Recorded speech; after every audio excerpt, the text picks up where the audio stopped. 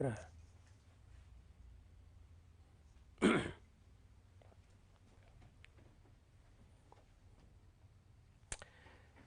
दोस्तों, good morning all of you. सुप्रभात, सबका स्वागत है। और पूरे 4 मिनट हम लोग लेट हैं, इसके लिए मैं माफ़ी चाहता हूं। हालांकि मैं पूरी तरह से 7:30 बजे ही आप लोगों के सामने पेश होने के लिए तैयार रहता हूं। तो सभी साथियों का एक साथ स्वागत कर लेता हूं, जूम के साथियों का स्वागत कर लेता हूं, यूट्यूब के साथियों का स्वागत कर लेता हूं। दोस्तों, आज है 20 जनवरी 2022 और 20 जनवरी 1947 को क्या हुआ उस पर हम लोग चर्चा करने जा रहे हैं। आप लोग जानते हैं कि संविधान सभा के जो 12 सत्र हुए, उसमें जो दूसरा सत्र है, दूसरे सत्र में जो कुछ हुआ उस पर हम लोग हूबहू चर्चा करेंगे साथियों। 20 जनवरी 1947 से लगाकर 25 जनवरी 1947 को जो कुछ हुआ उस पर हम लोग चर्चा करने जा रहे हैं। तो मेरे सब साथी लोग जुड़ चुके हैं यूट्यूब और जूम के साथ ही। कई सारे मैसेजेस हैं मेरे सामने, अलग अलग राज्यों से नमस्कार कह रहे हैं, मैं उनका भी अभिवादन करता हूं। और क्लियर कर चुके हैं पहले से कि जो लिंक पर जो ध्यान रखेगा, जो लिंक आएगा फीडबैक का, जो फीडबैक भरकर देगा उसी को प्रमाण पत्र मिलेगा। ये बिल्कुल हम लोग क्लियर कर चुके हैं। कल ही आप लोगों को बात बता दी, इन सारी बातों को रिपीट नहीं करना है। इसी वजह से तो कल एक्स्ट्रा टाइम लिया है। अब सारी बातें रिपीट नहीं होगी। मैंने फॉर्म भरा, मैंने फॉर्म नहीं भरा, लिंक मुझे मिला, पूरी तरह से आप कंसंट्रेट होकर देखें। सारी चीजों का रिपीट करने का कोई मतलब नहीं है। आज हम लोग स्टार्ट कर रहे हैं साथियों 20 जनवरी 1947 संविधान सभा के दूसरे सत्र का पहला दिन आपके लिए लेकर आ रहे हैं। जरा देखिएगा क्या हो रहा है। खंड 2 पुस्तक संख्या 1, 20 जनवरी 1947 से 25 जनवरी 1947 संविधान सभा का दूसरा सत्र आपके सामने। भारतीय संविधान सभा के विवाद की सरकारी रिपोर्ट हिंदी संस्करण किसने प्रकाशन किया? लोकसभा सचिवालय। यानी इस पर किसी भी प्रकार का संदेह करने की कोई गुंजाइश नहीं होनी चाहिए। भारत की लोकसभा ने इसका प्रकाशन किया है, लोकसभा के सचिवालय ने इसका प्रकाशन किया है। 20 जनवरी 1947 से 25 जनवरी 1947 संविधान सभा के दूसरे सत्र पर हम लोग चर्चा अपनी प्रारंभ कर रहे हैं। जरा देखिएगा, भारतीय संविधान सभा अध्यक्ष माननीय डॉक्टर राजेंद्र प्रसाद जी। उपाध्यक्ष के रूप में अब आपको नाम दिखाई दे रहा है डॉक्टर एच.सी. मुखर्जी। उपाध्यक्ष के रूप में अब आपको आज नाम दिखाई दे रहा है डॉक्टर एच.सी. मुखर्जी। इससे पहले आपको दिखाई नहीं दिया था। क्यों नहीं दिखाई दिया था? क्योंकि इससे पहले उपाध्यक्ष नाम का कोई व्यक्ति था ही नहीं। उपाध्यक्ष अभी आ रहे। फिर देखिए लिखा संवैधानिक सलाहकार सर B.N. राव। फिर सचिव लिखा हुआ है श्री H.V.R. अयंगर साहब। फिर उप सचिव लिखा है श्री R.K. रामध्यानी जी और श्री B.F.H.B. तैयब जी। अवर सचिव खान बहादुर S.G. हसनैन। सहायक सचिव K.V. पदमनाथन और मार्शल सूबेदार मेजर हरबंस राय जेद का। ये सब डिटेल के साथ हम अपनी बात को प्रारंभ कर रहे हैं। अब देखिए, भारतीय विधान परिषद लिखा हुआ आ रहा। आप अच्छी तरह से जानते हैं कि हमारी संविधान सभा के लिए जिस शब्द का प्रयोग संविधान सभा के सदस्यों के द्वारा लगातार किया गया है वह है विधान परिषद। आप लोग ये भी जानते हैं कि संविधान सभा में लगातार संविधान के लिए जो शब्द प्रयुक्त किया जाता था वह विधान बोला जाता, उसको हम लोग संविधान कहते।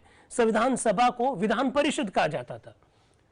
सोमवार 20 जनवरी 1947 यानी उस दिन सोमवार है, भारतीय विधान परिषद की बैठक कॉन्स्टिट्यूशन हॉल नई दिल्ली में दिन के 11 बजे माननीय डॉक्टर राजेंद्र प्रसाद की अध्यक्षता में शुरू हुई।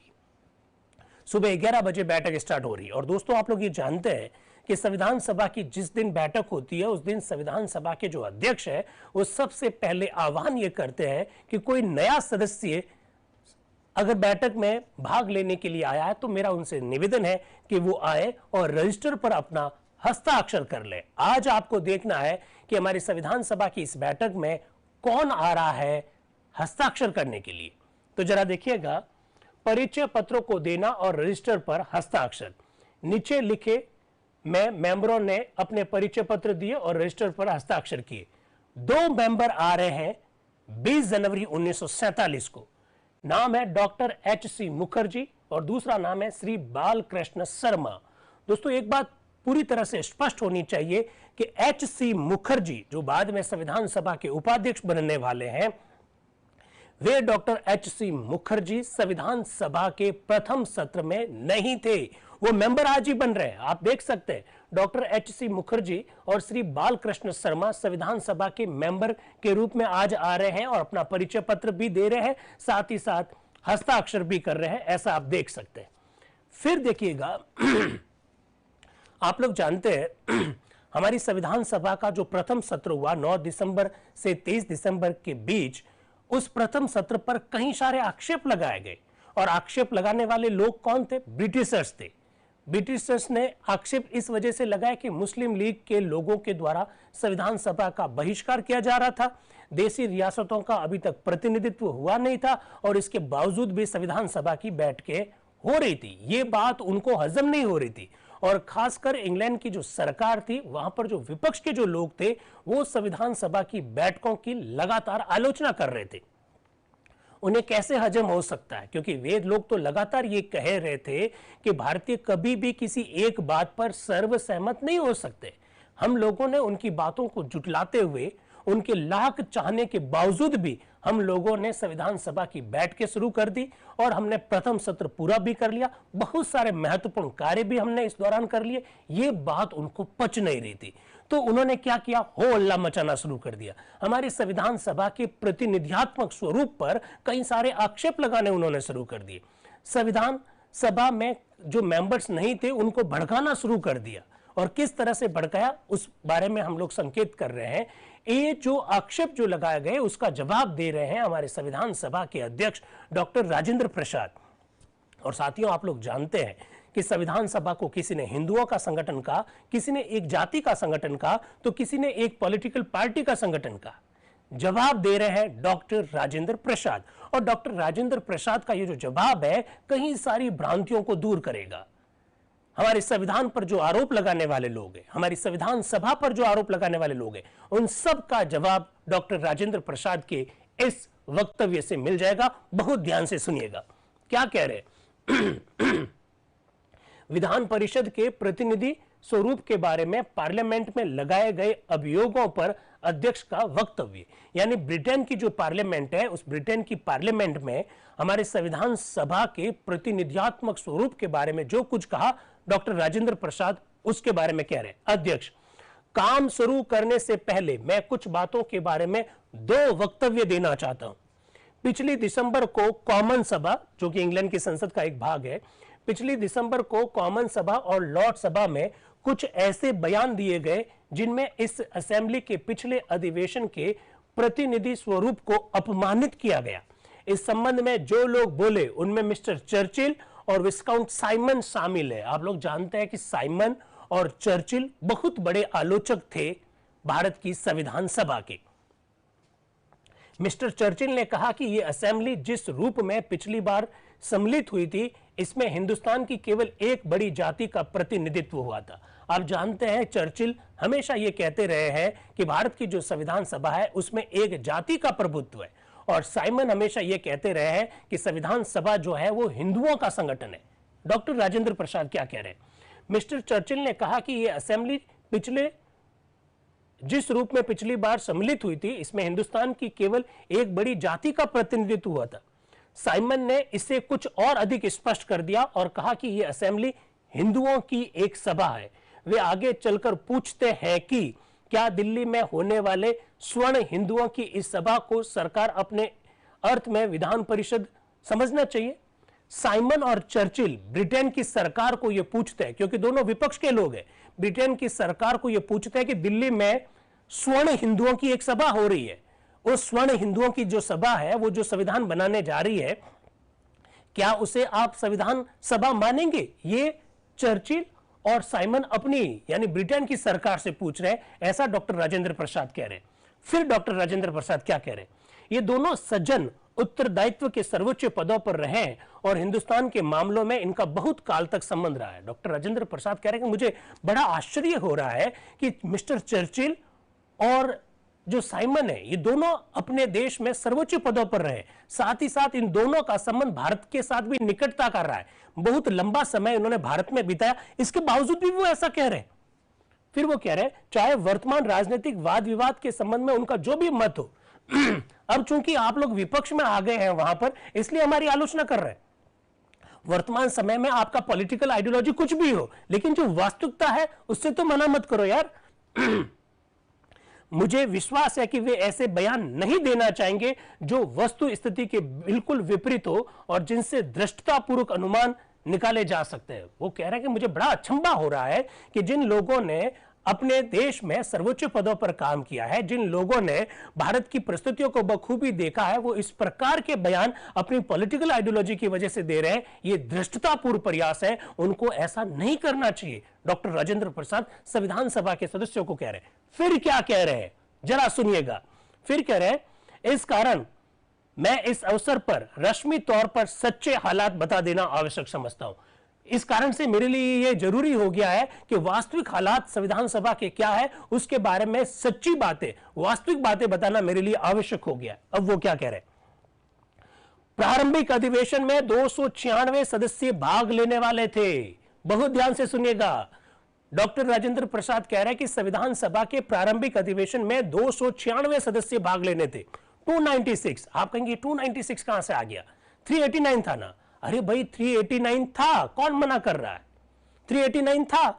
लेकिन जो 93 जो मेंबर्स थे देशी रियासतों के, देशी रियासतों का तो भविष्य तय हुआ ही नहीं था। आप लोग अच्छी तरह से जानते हैं देशी रियासतों की ओर से संविधान सभा में कौन प्रतिनिधि जाएगा, ये तो तय नहीं हुआ था। तो 93 मेंबर को निकाल दीजिए, पीछे बचे 296। और 296 में भी आप लोग जानते हैं 292 सदस्य प्रांतों से आने थे और 4 सदस्य चीफ कमिश्नरी प्रांतों से आने थे। तो कुल मिलाकर 296 मेंबर आने चाहिए थे। डॉक्टर राजेंद्र प्रसाद ऐसा कह रहे हैं। फिर क्या कह रहे हैं, प्रारंभिक अधिवेशन में 296 मेंबर भाग लेने वाले थे, परंतु उनमें से 210 मेंबर आए। बहुत बड़ा आंकड़ा है, बहुत बड़ा आंकड़ा है। 210 सदस्यों ने संविधान सभा के प्रथम अधिवेशन में भाग लिया था। बहुत ध्यान से सुन लीजिएगा। आप अच्छी तरह से जानते हैं कि जब 9 दिसंबर 1946 को जब प्रथम बैठक हुई थी, उस समय 207 सदस्यों ने भाग लिया। 9 दिसंबर से लगाकर 23 दिसंबर तक प्रथम जो अधिवेशन चला 15 दिन, उसमें टोटल 210 लोगों ने भाग लिया। ऐसा खुद डॉक्टर राजेंद्र प्रसाद कह रहे हैं 20 जनवरी 1947 को। 207 से 210 कैसे हो गए, आप लोग जानते हैं। क्या जानते हैं आप लोग? जानते हैं कि 17 दिसंबर 1946 को विजय लक्ष्मी पंडित संविधान सभा की एक मेंबर बनी, तो 207 से 208 हो गए। और आप लोग यह भी जानते हैं कि 21 दिसंबर को राजकुमारी अमृता कौर और पदम पद सिंघानिया जी संविधान सभा के मेंबर बने। तो 208 में 2 जोड़ दे तो कितने हो गए, कितने हो गए, 210 हो गए ना। तो 210। तो डॉक्टर राजेंद्र प्रसाद भी यही कह रहे हैं कि 296 मेंबर को भाग लेना था, लेकिन 210 मेंबर आए। इन 210 मेंबर में से 155 हिंदू थे, 30 परिगणित जातियों से थे, परिगणित यानी दलित जातियों से थे। फिर 5 सिख मेंबर थे, 6 देसी ईसाइयों के मेंबर थे, पिछड़ी हुई जातियों के 5 मेंबर थे, एंग्लो इंडियन 3 मेंबर थे, पारसियों के 3 मेंबर थे और मुसलमानों के 4 मेंबर थे। ऐसा डॉक्टर राजेंद्र प्रसाद कह रहे हैं। वो कह रहे हैं हिंदू है, सिख है, ईसाई है, एंग्लो इंडियन है, पारसी है, दलित है, मुस्लिम भी है। इसके बावजूद भी आप ये कह रहे हो कि संविधान सभा स्वर्ण हिंदुओं का संगठन है। बिल्कुल गलत है। डॉक्टर राजेंद्र प्रसाद ऐसा कह रहे हैं। आगे जरा देखिए वो क्या कह रहे हैं। मुस्लिम लीग के लोग नहीं आए, इसके लिए हम सबको खेद है, लेकिन जो आंकड़े मैंने दिए हैं उनसे यह स्पष्ट होता है कि मुस्लिम लीग के प्रतिनिधियों के अलावा हिंदुस्तान की हर एक जाति के प्रतिनिधि, चाहे जिस पार्टी से उनका संबंध रहा हो, इस असेंबली में आए। और इस असेंबली को हिंदुस्तान की एक ही बड़ी जाति की प्रतिनिधि कहना, या हिंदुओं की एक सभा कहना, या स्वर्ण हिंदुओं की सभा कहना, वस्तु स्थिति को बिल्कुल गलत तरीके से रखना है। ऐसा डॉक्टर राजेंद्र प्रसाद कह रहे हैं। मेरे ऐसे मित्र जो प्रतियोगी परीक्षाओं की तैयारी कर रहे हैं, जो मेंस लिख रहे हैं, यूपीएससी का मेंस लिख रहे हैं या अपने स्टेट पीएससी का मेंस लिख रहे हैं, जब कभी आपके सामने इस प्रकार का प्रश्न आ जाए कि संविधान सभा को हिंदुओं का संगठन कहना कहां तक उचित है, संविधान सभा को एक जाति का संगठन कहना कहां तक उचित है, संविधान सभा को एक पॉलिटिकल पार्टी का संगठन कहना कहां तक उचित है, आप जवाब दीजिएगा। जवाब आप अपनी तरफ से भी दीजिएगा और जवाब 20 जनवरी 1947 को डॉक्टर राजेंद्र प्रसाद ने संविधान सभा में जो दिया वो जवाब आप हूबहू लिख दीजिएगा। आपके प्रश्न में निखार आ जाएगा, तथ्यात्मकता के साथ जवाब दीजिएगा और बिल्कुल डॉक्टर राजेंद्र प्रसाद ने इसी तरह का जवाब दिया है। फिर देखिएगा दूसरा जो काम स्टार्ट हो रहा है, अगर आप लोगों ने पहला सत्र की बैठकों को हूबहू अगर देखा हो तो आपको याद होगा कि अंतिम दिनों में, प्रथम सत्र के अंतिम दिनों में स्टीयरिंग कमेटी यानी संविधान सभा की जो कार्य संचालन समिति थी उसके गठन की बातें की जा रही है। कार्य संचालन समिति में कितने लोग होंगे उसको लेकर चर्चा की जा रही थी और उसी समय डॉक्टर जयपाल सिंह जी नाम से परिचित है। डॉक्टर जयपाल सिंह जी बहुत बड़े व्यक्ति थे, स्वतंत्रता सेनानी के रूप में भी, और हमारे संविधान सभा में एक बहुत ज्यादा सक्रिय व्यक्ति, जनजातियों के हितों का प्रतिनिधित्व करने वाले व्यक्ति डॉक्टर जयपाल सिंह जी, वही डॉक्टर जयपाल सिंह जी जिनके नेतृत्व में हमने ओलंपिक में पहला गोल्ड मेडल जीता था 1928 में एम्स्टर्डम में, शायद आप लोगों को याद होगा। डॉक्टर जयपाल सिंह जी ने कुछ आपत्तियां दर्ज करवाई थी, अगर आपने पहला सत्र बहुत ढंग से अंतिम दिनों का देख रखा हो तो। डॉक्टर जयपाल सिंह जी ने कहा कि कैबिनेट मिशन ने स्टीयरिंग कमेटी के बारे में क्या कहा और हमारे सामने जो कागज प्रस्तुत किया गया उसमें क्या लिखा, थोड़ा सा अंतर है। तो इस बारे में डॉक्टर राजेंद्र प्रसाद ने यह कहा था, अगर आपको याद हो, कि मैं बहुत जल्दी ही इस बारे में आपको स्पष्टीकरण दे दूंगा, सही ढंग से कागज देखकर क्या अंतर आ गया उसके बारे में मैं स्पष्टीकरण दूंगा, ऐसा डॉक्टर राजेंद्र प्रसाद ने उस समय कहा था। अब वो दिन आ गया है जब वो स्पष्टीकरण दे रहे हैं। हिंदुस्तान में प्रकाशित, हिंदुस्तान एक अखबार है, हिंदुस्तान में प्रकाशित मंत्रिमंडल के 16 मई 1946 के बयान और मेंबर को दी गई एक पुस्तिका के रूप में जो भिन्नता है, उस भिन्नता के बारे में मुझे एक बात कहनी है। वो कह रहे हैं कि 16 मई 1946 को कैबिनेट मिशन ने जो वक्तव्य दिया और हिंदुस्तान में जो खबर छपी, उन दोनों में जो अंतर है उस संदर्भ में अब मेरा वक्तव्य सुन लीजिएगा। मेरा मतलब डॉक्टर राजेंद्र प्रसाद जी का। क्या कह रहे? अध्यक्ष साहब, सदस्यों को याद होगा कि पंडित जवाहरलाल नेहरू के प्रस्ताव पर संविधान सभा में जो वाद विवाद हो रहा था, उस सिलसिले में मिस्टर जयपाल सिंह ने यह बताया था कि मंत्रिमंडल का 16 मई 1946 का जो बयान है, मंत्रिमंडल मतलब कैबिनेट मिशन की बात कर रहा हूं, जो बयान है वह हिंदुस्तान में प्रकाशित हुआ और जैसा कि उसे असेंबली के दफ्तर ने पुस्तिका के रूप में बांटा, उसमें भिन्नता है। जिस भिन्नता का हवाला दिया गया वो बयान के पैराग्राफ 20 में है। उनकी यह शिकायत थी कि जो बयान हिंदुस्तान में पहले प्रकाशित हुआ उसमें संबंधित हितों का पूरा प्रतिनिधित्व लिखा हुआ है और हमने दोबारा जिस रूप में छापा उसमें उचित प्रतिनिधित्व लिखा हुआ है। अगर आप लोगों को याद हो तो हम लोगों ने प्रथम सत्र के अंतिम दिनों में चर्चा करते समय डॉक्टर जयपाल सिंह जी के उस कथन को कोट किया था कि डॉक्टर जयपाल सिंह जी ने कहा कि कैबिनेट मिशन के जो दस्तावेज है उसमें लिखा हुआ है पूरा प्रतिनिधित्व, जो दलित है, जो जनजातियां है, उनका पूरा प्रतिनिधित्व दिया जाएगा। और आपने जो हमें पुस्तिका दी है उसमें आपने लिख दिया उचित प्रतिनिधित्व दिया जाएगा। आप शब्दों का खेल देखिए, यही संविधान सभा की खूबसूरती है और यही भारतीय संविधान की भी खूबसूरती है। इस ब्यूटी को आपको पहचानना पड़ेगा। एक शब्द ने सारा पानी लाना, एक शब्द ने पानी पड़ा है, एक शब्द ने सारा सिनेरियो चेंज कर दिया। और वो शब्द कौन सा है? पूरा प्रतिनिधित्व या उचित प्रतिनिधित्व। ये जो बारीकियां हैं, ये जो खूबियां हैं, ये आपको समझनी चाहिए। और जिस तरह से आप सुबह सुबह इस वर्कशॉप से जुड़े, मुझे पूरा विश्वास है कि आपको संविधान में बहुत आस्था तो है ही है, साथ ही साथ आपको संविधान में अपनी समझ जो विकसित करनी है उसकी लालसा भी है।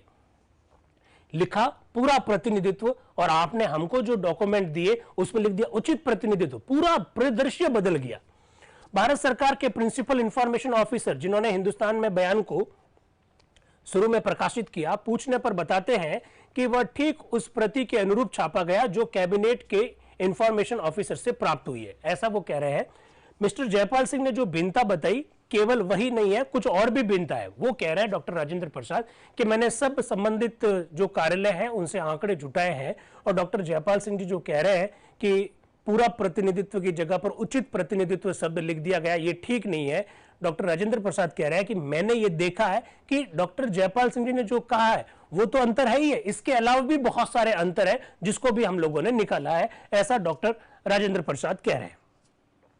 इसके बाद में अगर आप लोगों को याद हो तो संविधान सभा के प्रथम सत्र के अंतिम दिनों में संविधान में जो समितियां बनने जा रही है उसमें एक बहुत महत्वपूर्ण समिति है कार्य संचालन समिति, स्टीयरिंग कमेटी। उस स्टीयरिंग कमेटी पर अब विचार विमर्श होगा। स्टीयरिंग कमेटी में मेंबर कितने होंगे, स्टीयरिंग कमेटी क्या करेगी, हिंदी में कहते हैं कार्य संचालन समिति। अब स्टीयरिंग कमेटी पर विचार विमर्श हो रहा है। स्टीयरिंग कमेटी के बारे में प्रस्ताव। अब कार्यक्रम का दूसरा विषय श्री सत्यनारायण सिन्हा का प्रस्ताव है, ऐसा अध्यक्ष कह रहे हैं। श्री सत्यनारायण सिन्हा कह रहे हैं, सभापति महोदय मेरे नाम से जो प्रस्ताव है उसे मैं पेश कर रहा हूं। किसके बारे में है, स्टीयरिंग कमेटी यानी कार्य संचालन समिति के बारे में। क्या प्रस्ताव है जरा देखिएगा। यह निश्चय किया जाता है कि यह असेंबली संविधान सभा के नियमों के नियम 40 में बताए गए तरीकों के अनुसार अध्यक्ष के अलावा उन 11 सदस्यों को चुनने का काम शुरू करती है जो स्टीयरिंग कमेटी के मेंबर होंगे। यानी कार्य संचालन के संदर्भ में जो समिति बन रही है उस समिति में संविधान सभा के अध्यक्ष के अलावा कुल और 11 सदस्य होंगे, ऐसा वो प्रस्ताव रख रहे हैं। फिर वो कह रहे हैं, श्रीमान आपकी आज्ञा से मैं इस सभा के सामने इस कमेटी के बारे में जो नियम बनाए हैं उन नियमों को मैं पढ़ना चाहता हूं और इन नियमों को पिछले अधिवेशन में हमने स्वीकार किया था।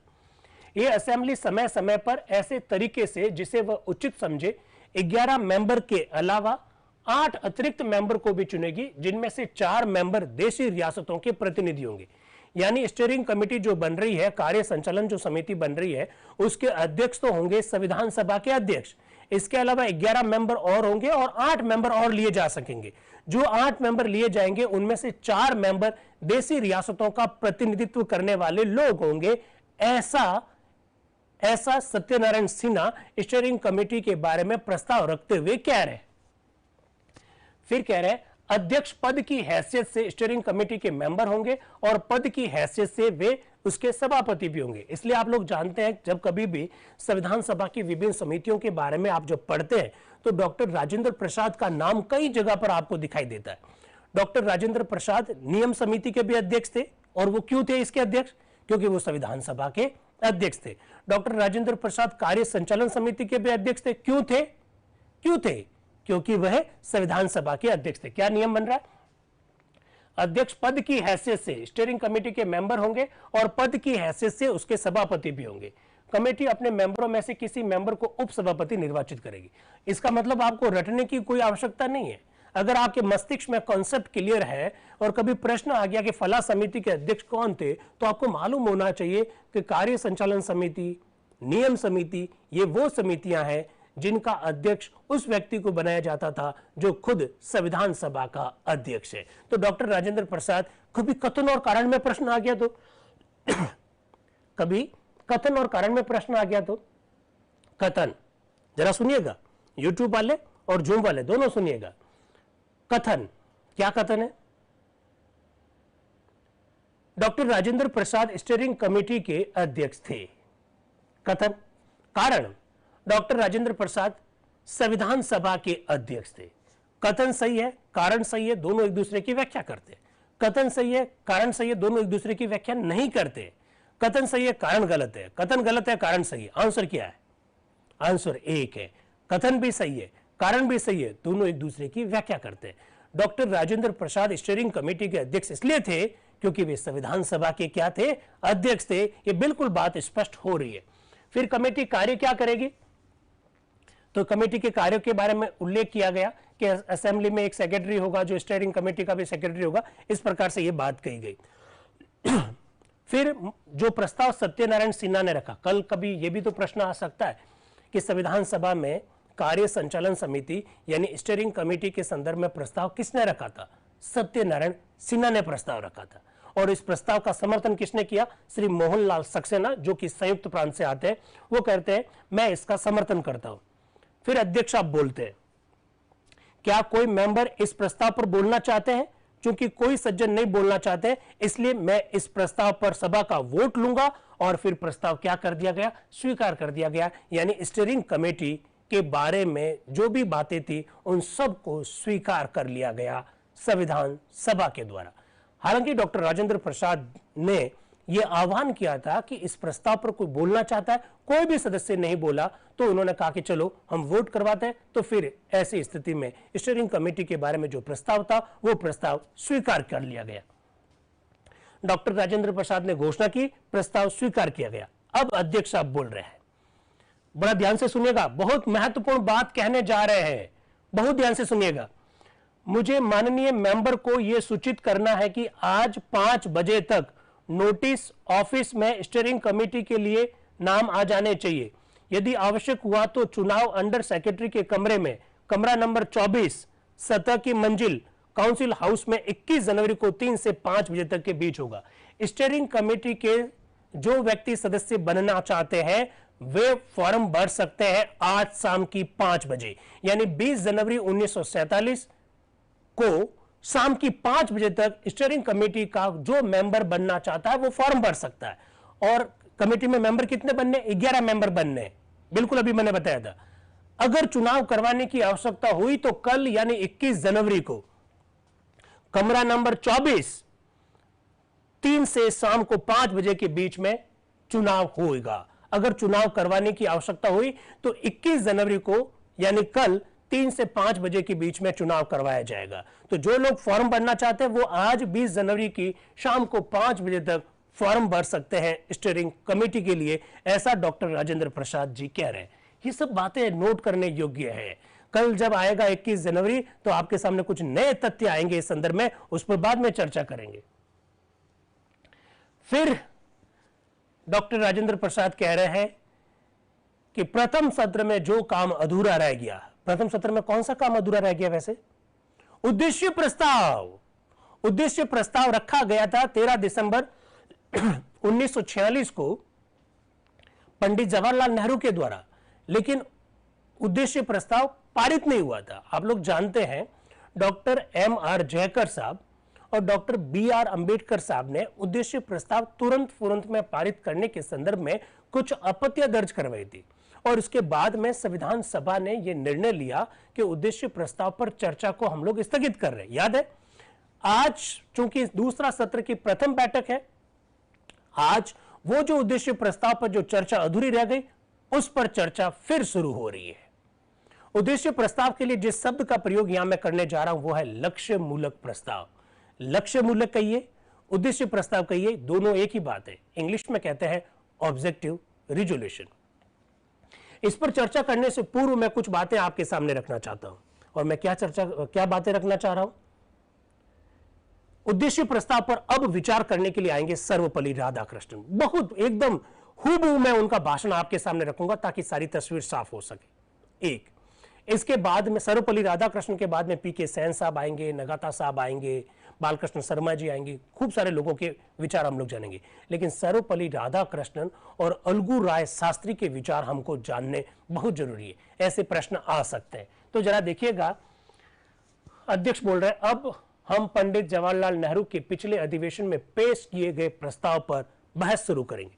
सबसे पहले आ रहे हैं संयुक्त प्रांत का प्रतिनिधित्व करने वाले सर्वपल्ली राधाकृष्णन। आप लोग जानते हैं सर्वपल्ली राधाकृष्णन भारत के प्रथम उपराष्ट्रपति रहे।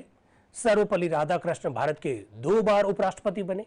आप लोग ये भी जानते हैं कि सर्वपल्ली राधाकृष्णन बाद में भारत के राष्ट्रपति निर्वाचित हुए। सर्वपल्ली राधाकृष्णन को भारत रत्न मिल चुका है। ये वही सर्वपल्ली राधाकृष्णन है जिन्होंने, उनके जो विद्यार्थी जब उनके पास आए कि हम सर आपका बर्थडे मनाना चाहते हैं, तो सर्वपल्ली राधाकृष्णन ने ही ये कहा था कि मेरा बर्थडे मत मनाओ, आप इसे टीचर्स डे के रूप में मनाओ। क्योंकि आप लोग जानते हैं सर्वपल्ली राधाकृष्णन बहुत अच्छे शिक्षक भी थे, फिलॉसफी के बड़े जबरदस्त विद्वान थे। जब संविधान सभा के संदर्भ में हम लोग ये तथ्य आपके सामने रख रहे हैं तो इसके पीछे उद्देश्य यही है कि हमारे संविधान को बनाने वाले जो लोग हैं वो कितने बड़े विद्वान थे। आप सर्वपल्ली राधाकृष्णन का जब यहां बयान पढ़ेंगे, जब उनका जो भाषण आप जब सुनेंगे तो आपको खुद को मालूम पड़ जाएगा कि सर्वपल्ली राधाकृष्णन उच्च कोटि के विद्वान थे, फिलॉसफी के जबरदस्त विद्वान थे और हिंदू धर्म से संबंधित उनकी कई सारी पुस्तकें प्रकाशित हुई है। ऐसे सर्वपल्ली राधाकृष्णन क्या बोल रहे हैं, एक लंबा सा भाषण है, मैं आपके सामने हूबहू रखना चाहता हूं ताकि आपकी कई सारी जो भ्रांतियां हैं वो दूर हो जाए। सर्वपल्ली राधाकृष्णन। अध्यक्ष महोदय, मैं बड़े हर्ष से यह सिफारिश करता हूं कि इस सभा को यह प्रस्ताव स्वीकार कर लेना चाहिए। संशोधनों की जो सूची पेश की गई है उसे मैं देखता हूं 3 अलग अलग सवाल उठाए गए हैं। क्या क्या सवाल उठाए गए आप लोग जानते हैं। उद्देश्य प्रस्ताव तुरंत पारित मत करो, मुस्लिम लीग का इंतजार करो, देशी रियासतों का इंतजार करो, उचित उद्देश्य प्रस्ताव में देशी रियासतों को नाराजगी हो जाएगी क्योंकि उसमें गणतंत्र शब्द का प्रयोग किया गया। आप लोग जानते हैं देशी रियासतों में राजतंत्र सिस्टम हुआ करता था। ये इस प्रकार के कुछ प्रश्न हैं जो रखे गए। फिर वो कह रहे हैं, मेरा यह विश्वास है कि इस प्रकार की यह घोषणा आवश्यक है। ऐसे लोग भी जो हिचकिचाते रहते हैं या जिन्हें इस संविधान सभा के कार्य से अत्यंत दुराशा है, ऐसे लोग भी हैं जो दृढ़ता से कहते हैं कि मंत्रिमंडल की योजना के अंतर्गत देश में ना तो वास्तविक एकता को स्थापित करना संभव होगा और ना सच्ची स्वतंत्रता या आर्थिक सुरक्षा को प्राप्त करना। वे हमसे कहते हैं कि उन्होंने पिंजरे के अंदर गिलेरियों को घूमते हुए देखा है और यह कि मंत्रिमंडल के बयान की चौधरी के अंदर हमारे लिए संभव नहीं होगा कि हम उन क्रांतिकारी परिवर्तनों को कर सके जिनकी ओर देश बढ़ रहा है। सर्वपल्ली राधाकृष्णन, ये ऐसे बंद करवा दीजिए। सर्वपल्ली राधाकृष्णन स्पष्ट रूप से ये कह रहे हैं कि जो लोग हमारे प्रति आशंकाएं प्रकट कर रहे हैं, जो लोग ये कह रहे हैं कि आपको एक पिंजरा दे दिया गया है और उस पिंजरे में आपकी स्थिति गिलहरी की भांति है, मैं उन सब लोगों से यह कहना चाहता हूं कि यह उद्देश्य प्रस्ताव बहुत महत्वपूर्ण है। ऐसा सर्वपल्ली राधाकृष्णन कह रहे हैं। ये फोटो हटाइए। अंग्रेजों ने राजतंत्रात्मक एक तंत्र को इसी तरह खत्म किया। संयुक्त राष्ट्र अमेरिका ने भी आरंभ में सीधी चोट द्वारा स्वतंत्रता प्राप्त की। उन्होंने कहा कि जिन जिन देशों में स्वतंत्रता मिली है वहां वहां क्रांतियां हुई है, वो ऐसा डॉक्टर राजेंद्र प्रसाद कह रहे हैं। फिर वो कह रहे हैं कि अवसर से लाभ उठाया जाता है, वे अपने लिए अवसर पैदा करते हैं।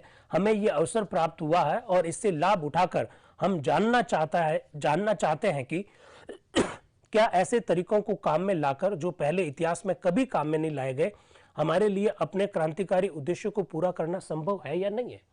सर्वपल्ली राधाकृष्णन कह रहे हैं कि हम देश की आजादी का जो आंदोलन लड़ रहे हैं वो एक ऐसा तरीकों से लड़ा जा रहा है जो दुनिया में कहीं पर भी अपनाया नहीं गया है। दुनिया के अलग अलग देशों का उन्होंने उदाहरण दिया। उन्होंने फ्रांस का उदाहरण दिया, उन्होंने अमेरिका का उदाहरण दिया, उन्होंने फासिस्ट और नाजी क्रांतियों का उदाहरण दिया और कहा कि हमारा तरीका अलग है, हमारी आजादी की लड़ाई लड़ने का तरीका अलग है और दुनिया हमको देख रही है कि क्या हम इस तरीके से भी आजादी प्राप्त कर सकते हैं क्या। ऐसा सर्वपल्ली राधाकृष्णन कहना चाह रहे हैं। फिर वो कह रहे हैं कि मैं अपने लक्ष्य के विषय में कहूंगा, हम ये निश्चित करते हैं कि हिंदुस्तान स्वतंत्र सार्वभौम सत्ता संपन्न जनतंत्र होगा। स्वतंत्रता के प्रश्न पर कोई मतभेद नहीं है। प्रधानमंत्री एटली अपने पहले वक्तव्य में जो उन्होंने 5 मार्च को दिया उसकी और वो उल्लेख करते हैं। सर्वपल्ली राधाकृष्णन बहुत बड़े विद्वान हैं। वो इंग्लैंड के उस समय के प्रधानमंत्री एटली के स्टेटमेंट का भी एग्जाम्पल देते हैं कि एटली 5 मार्च को क्या कह रहे हैं। 5 मार्च 1946 की बात की जा रही है, बात 20 जनवरी 1947 को हो रही है। वो क्या कह रहे हैं, एटली कह रहे हैं, मैं आशा करता हूं कि भारतीय ब्रिटिश कॉमनवेल्थ में रहने का निश्चय करेगा। अब देखिए एक बहुत महत्वपूर्ण फैक्ट आपके सामने रखा जा रहा है। आप लोग जानते हैं, आप में से बहुत सारे विद्यार्थी प्रतियोगी परीक्षाओं की तैयारी कर रहे होंगे। आप लोग जानते हैं कि कॉमनवेल्थ, जिसे हम लोग हिंदी में राष्ट्रमंडल कहते हैं, राष्ट्रमंडल में 54 सदस्य हैं। आप लोग जानते हैं भारत भी उनमें से एक है। राष्ट्रमंडल उन देशों का समूह है जो कभी न कभी ब्रिटिश या ब्रिटिशर्स के गुलाम रह चुके हैं। आप लोग ये जानते हैं। राष्ट्रमंडल का सदस्य भारत बनेगा या नहीं बनेगा, इस बारे में सर्वपल्ली राधाकृष्णन के क्या विचार है, क्योंकि हमारे जो संविधान सभा के जो सदस्य थे वो कट्टर विरोधी थे। उन्होंने कहा था कि हमको राष्ट्रमंडल का सदस्य नहीं बनना चाहिए क्योंकि राष्ट्रमंडल का जो अगुवा है वो ब्रिटेन की महारानी है। आप लोग जानते हैं ब्रिटेन की महारानी ही राष्ट्रमंडल की अध्यक्ष होती है। और हम लोगों पर ब्रिटिशर्स ने बहुत अत्याचार किए थे, बहुत मुश्किल से हमको स्वतंत्रता मिली थी और उस समय तो आंदोलन चल रहा था। हम तो उस पीढ़ी के लोग हैं जिन्होंने दर्द देखा नहीं है। ये जिन लोगों की बात हम लोग कर रहे हैं ये वो लोग हैं जो न केवल ब्रिटिशर्स के अत्याचार से प्रताड़ित थे, उनका सामना कर रहे थे, बल्कि इस प्रताड़ना को रोकने के लिए, देश की आजादी के लिए आंदोलन चलाने वाले लोग थे। इसलिए वो बखूबी इस दर्द को समझते हैं। और अक्सर मैं ऐसा कहता हूं कि आंखें जिसे देख नहीं सकती, दिल उसके लिए रोता नहीं है। तो इन लोगों ने तो अत्याचारों को सहन किया था। तो राष्ट्रमंडल का सदस्य भारत को बनना चाहिए या नहीं बनना चाहिए, उसके बारे में सर्वपल्ली राधाकृष्णन के विचार भी अभी आपको मालूम पड़ जाएंगे। वो क्या कह रहे हैं? वो कह रहे हैं कि एटली क्या कह रहे हैं? एटली ये चाहते हैं कि भारत राष्ट्रमंडल का सदस्य बने। मैं आशा करता हूं कि भारतीय ब्रिटिश कॉमनवेल्थ में रहने का निश्चय करेंगे। मुझे विश्वास है कि ऐसा करने से उन्हें बहुत लाभ दिखाई देगा। लेकिन यदि वह ऐसा निश्चय करे तो यह स्वतंत्र इच्छा से होना चाहिए। ब्रिटिश साम्राज्य ब्रिटिश कॉमनवेल्थ के साथ किसी बाहरी दबाव में नहीं है, लेकिन इसके विपरीत यदि वह स्वतंत्र होने का निश्चय करे तो हमारे मत में उसे इसका अधिकार है।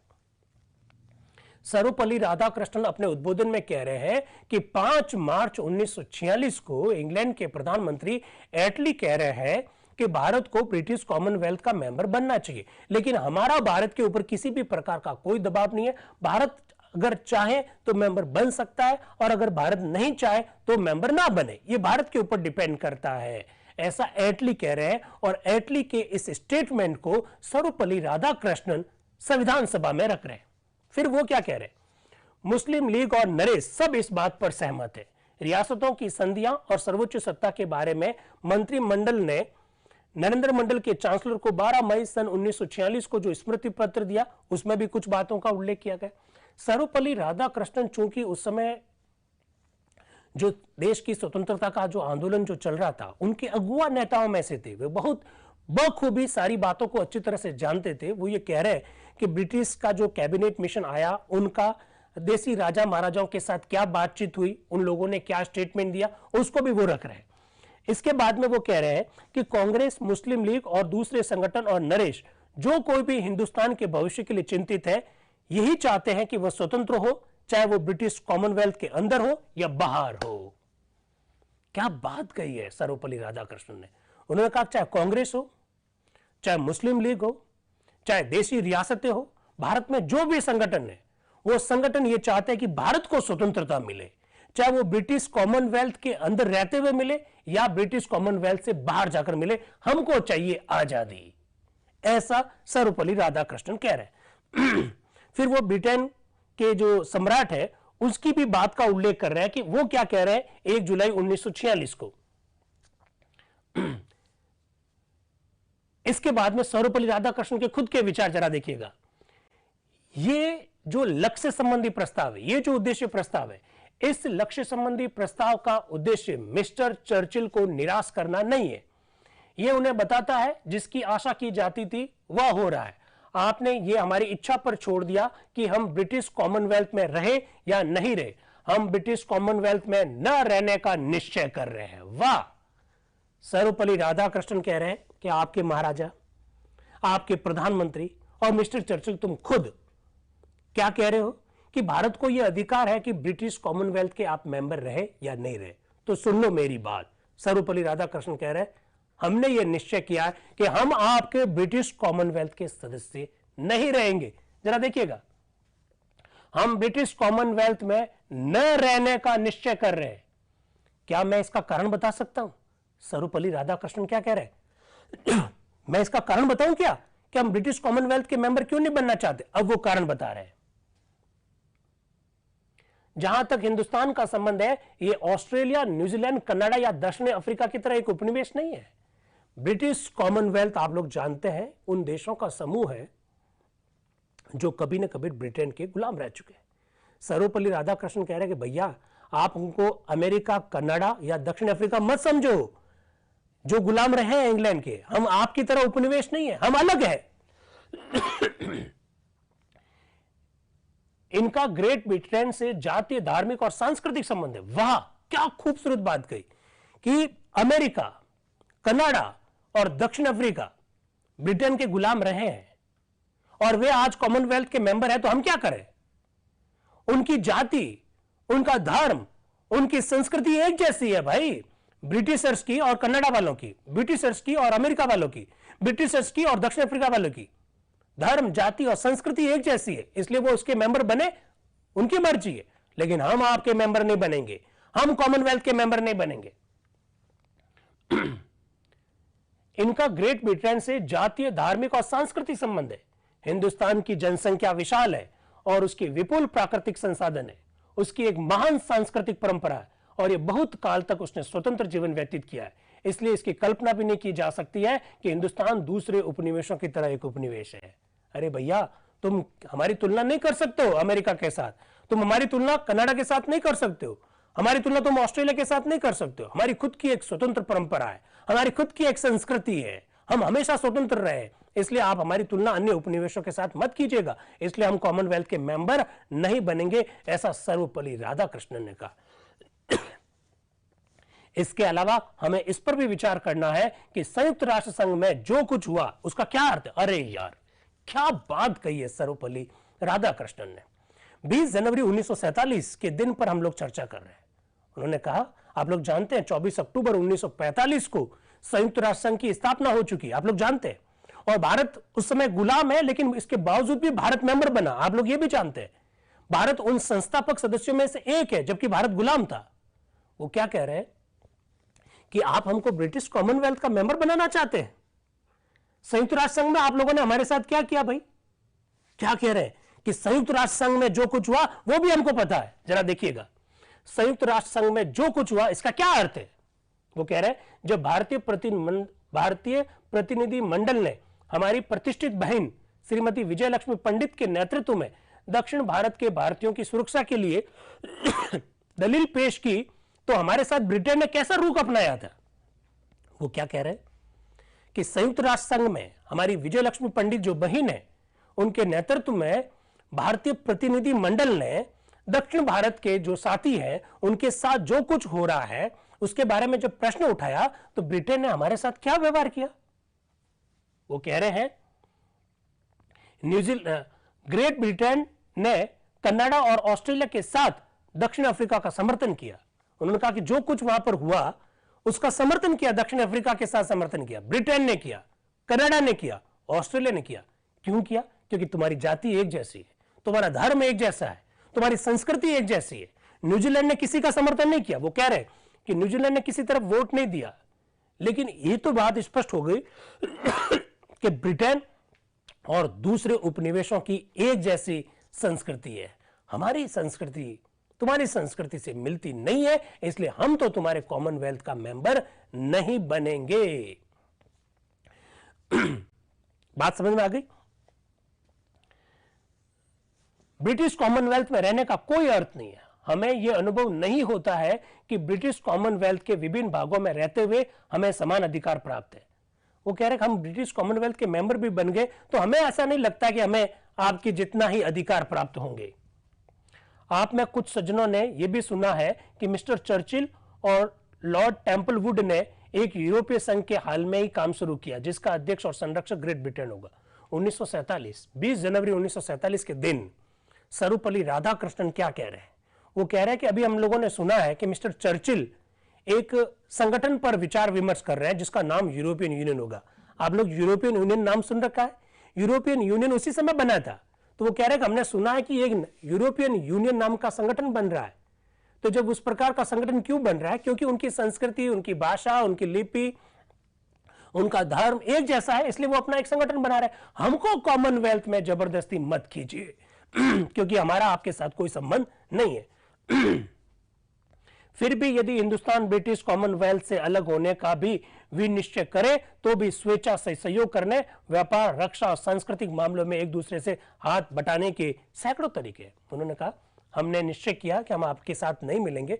हमने अगर निश्चय कर लिया है तो अगर आप ये चाहते हैं कि आपके साथ व्यापार बढ़ाया जाए, आपके साथ रक्षा संबंधी मामलों में संबंध बढ़ाया जाए, सांस्कृतिक संबंध बढ़ाया जाए, तो कॉमनवेल्थ का मेंबर बनने का कोई जरूरी नहीं है। हम दूसरे तरीकों से भी आपके साथ मधुर संबंध बना सकते हैं।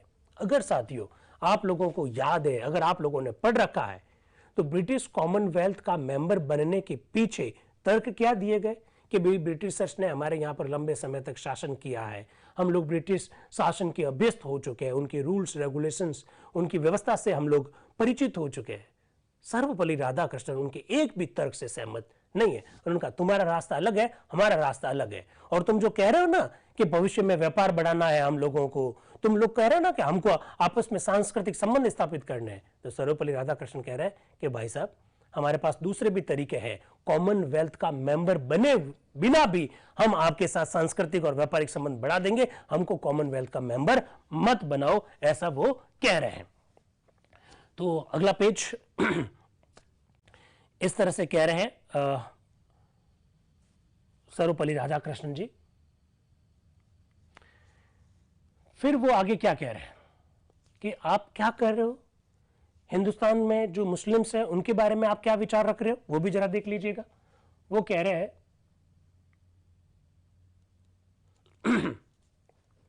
हिंदुस्तान के बारे में जब वाद विवाद हो रहा था तो उन्होंने श्रीमान सम्राट की सरकार से कहा कि मिस्टर चर्चिल क्या कह रहे हैं, मिस्टर चर्चिल भारत के बारे में अनाप शनाप प्रचार कर रहे हैं, कहां, दुनिया के देशों में। वो कह रहे हैं कि भारत में जो मुस्लिम्स है उन मुस्लिम्स के हितों का हनन हो रहा है, हितों को नुकसान पहुंचाया जा रहा है, मुस्लिम्स के हितों को नुकसान पहुंचाया जा रहा है, साथ ही साथ जो देशी रियासतें हैं उनके हितों को नुकसान पहुंचाया जा रहा है। इसके अलावा जो भारत में जो दलित है उनके हितों को नुकसान पहुंचाया जा रहा है। ऐसा चर्चिल भारत के बारे में दुनिया भर में प्रचार कर रहे हैं। सर्वपल्ली राधाकृष्णन इसका भी जवाब देंगे। क्या जवाब दे रहे हैं, हिंदुस्तान के बारे में जब वाद विवाद हो रहा था तो मिस्टर चर्चिल ने सम्राट की सरकार से कहा कि उसे मुसलमानों के प्रति जिनकी संख्या 9 करोड़ है और हिंदुस्तान के सैनिकों में जिनकी बहुलता है और 4 से 6 करोड़ अछूतों के प्रति अपने उत्तरदायित्व का ध्यान में रखना चाहिए। मिस्टर चर्चिल ब्रिटेन के सम्राट से कह रहे हैं कि सरकार, सम्राट से क्या कह रहे हैं कि सरकार भारत में जो कुछ हो रहा है उसकी तरफ ध्यान दीजिए।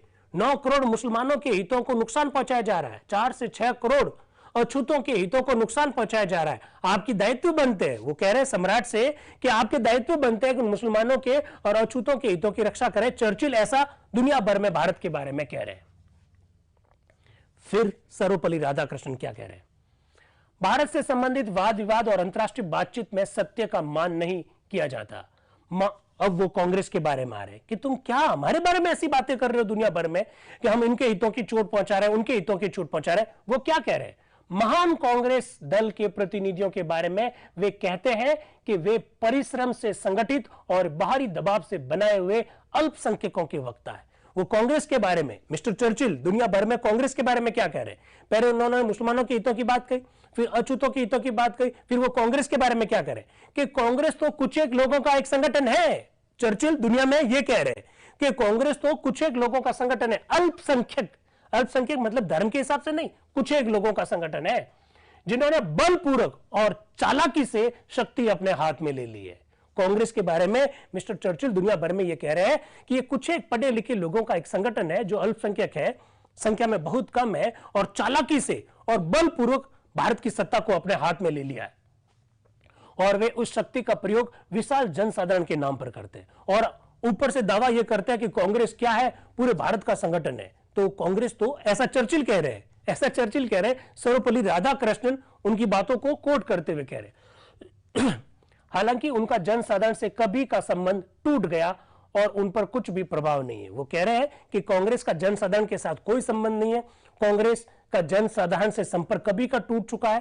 कांग्रेस कुछ एक लोगों के वक्ताओं का एक संगठन है, अल्पसंख्यकों का एक संगठन, अल्पसंख्यक मतलब संख्या के हिसाब से।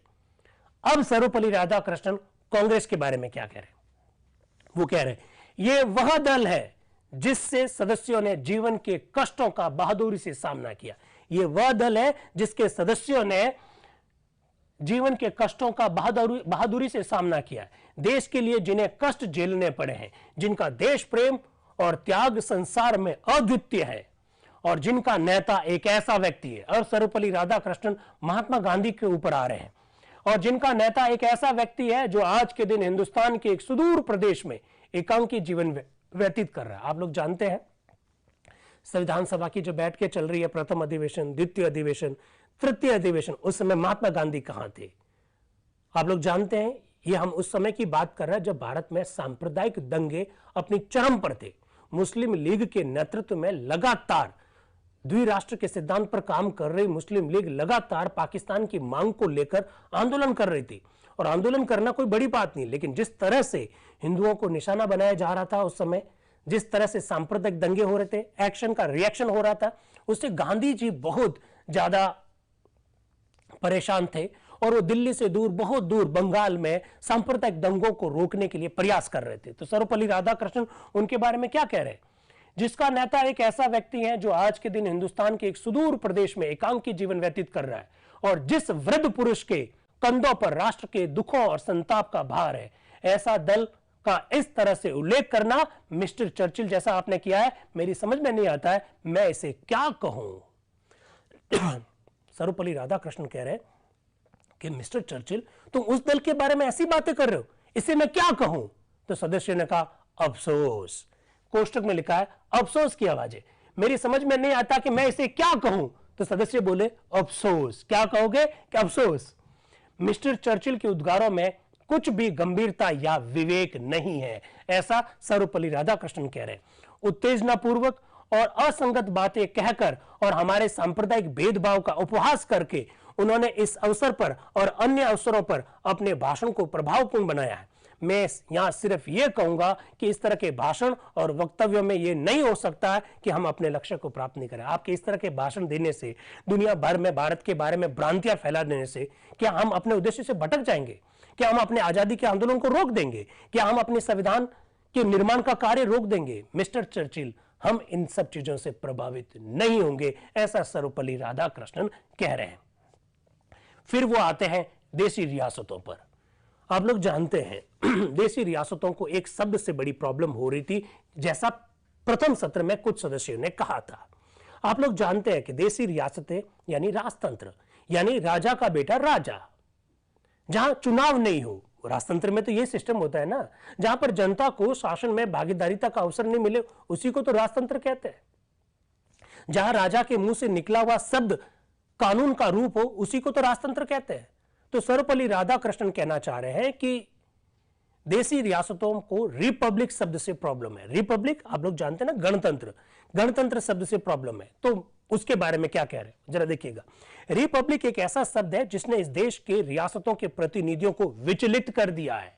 कितना सुंदर बात कही इन्होंने कि रिपब्लिक एक ऐसा शब्द है जिसे देशी रियासतों के जो देशी रियासतों के जो प्रतिनिधि है वो डर गए हैं, वो विचलित हो गए। उन्हें लगने लगा कि अब उनकी सत्ता उनके हाथ से चली जाएगी। इस मंच से हमने ये कहा है कि भारतीय रिपब्लिक का यह अर्थ नहीं है कि नरेशों का शासन खत्म हो जाएगा। नरेश रह सकते हैं। बहुत बहुत महत्वपूर्ण बात आ रही है। अगर आप लोगों को याद हो तो सर्वपल्ली राधाकृष्णन से पहले पंडित जवाहरलाल नेहरू ने भी 13 दिसंबर 1946 को जब उद्देश्य प्रस्ताव रखा था, उस समय यह कहा था, अगर आप लोगों ने ढंग से सुन रखा हो तो, उस समय पंडित जवाहरलाल नेहरू ने कहा कि राजाओं को डरने की कोई आवश्यकता नहीं है। अगर किसी राज्य में राजतंत्र रखना चाहती है जनता, तो हम राजतंत्र रखने के लिए तैयार है। अगर आपको याद हो तो सर्वपल्ली राधाकृष्णन भी यही कह रहे हैं कि भारतीय रिपब्लिक का यह अर्थ नहीं है कि नरेशों का शासन समाप्त हो जाए। नरेश रह सकते हैं। यदि नरेश अपने को वैधानिक और रियासतों के लोगों के प्रति उत्तरदायी बना ले तो वे रहेंगे। हमको कोई राजा महाराजाओं से प्रॉब्लम थोड़ी है। राजा महाराजा भी तो हमारे अपने ही है। हमको राजा महाराजाओं से कोई प्रॉब्लम नहीं है। अगर राजा महाराजा अपने राज्य में वैधानिक सत्ता के साथ रहे, अपने जनता के हितों का प्रतिनिधित्व करते हो, तो राजा रहो ना, कौन रोक रहा है? ऐसा पंडित नेहरू ने भी कहा और सर्वपल्ली राधाकृष्णन भी इसी बात को कह रहे हैं। वो कह रहे हैं यदि सर्वोच्च शक्ति ही जिसने इस देश को जीत का सार्वभौम सत्ता प्राप्त की है, लोगों के प्रतिनिधियों को अधिकार हस्तांतरित कर रही है, तो यह कहने की आवश्यकता नहीं है कि वे लोग जो सर्वोच्च शक्ति के अधीन, ये लोगों के अधीन वही करे जो अंग्रेज कर रहे हैं। उन्हें भी चाहिए कि वे लोगों के प्रतिनिधियों को अधिकार हस्तांतरित कर दे। राजा महाराजा हो चाहे कोई हो, हमारे यहां पर सर्वोच्च शक्ति जो है जनता के हाथ में होगी।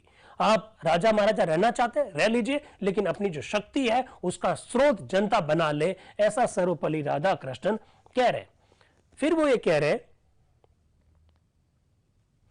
आप हमको क्या कह रहे हो कि आपके यहां पर लोकतंत्र नहीं रह सकता। मिस्टर चर्चिल अक्सर ये कहते थे कि भारतीय किसी एक बात पर सभी एक साथ में सहमत नहीं हो सकते, और भारत में अगर लोकतंत्र स्थापित भी कर दिया तो कुछ समय बाद ही समाप्त हो जाएगा, ऐसा मिस्टर चर्चिल कहते थे।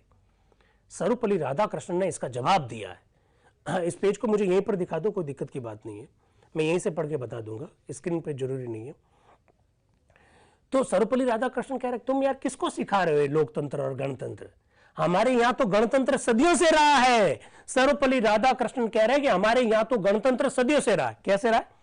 हम ये नहीं कह सकते हैं कि इस देश की गणतंत्रात्मक परंपरा नहीं रही है। इतिहास बतलाता है कि बहुत प्राचीन काल से यह प्रथा चली आई। जब उत्तर भारत के कुछ व्यापारी दक्षिण गए तो दक्षिण में एक नरेश ने उनसे पूछा, आपका राजा कौन है? उन्होंने जवाब दिया, हम में से कुछ पर परिषद शासन करती है और कुछ पर राजा। अब सर्वपल्ली राधाकृष्णन बताना चाह रहे हैं कि भारत में सदियों से गणतंत्रात्मक शासन व्यवस्था रही है, प्राचीन समय से, और वो अलग अलग काल का उदाहरण देके बता रहे हैं और बिल्कुल बहुत सारे वक्तव्य उनके सामने रख रहे हैं।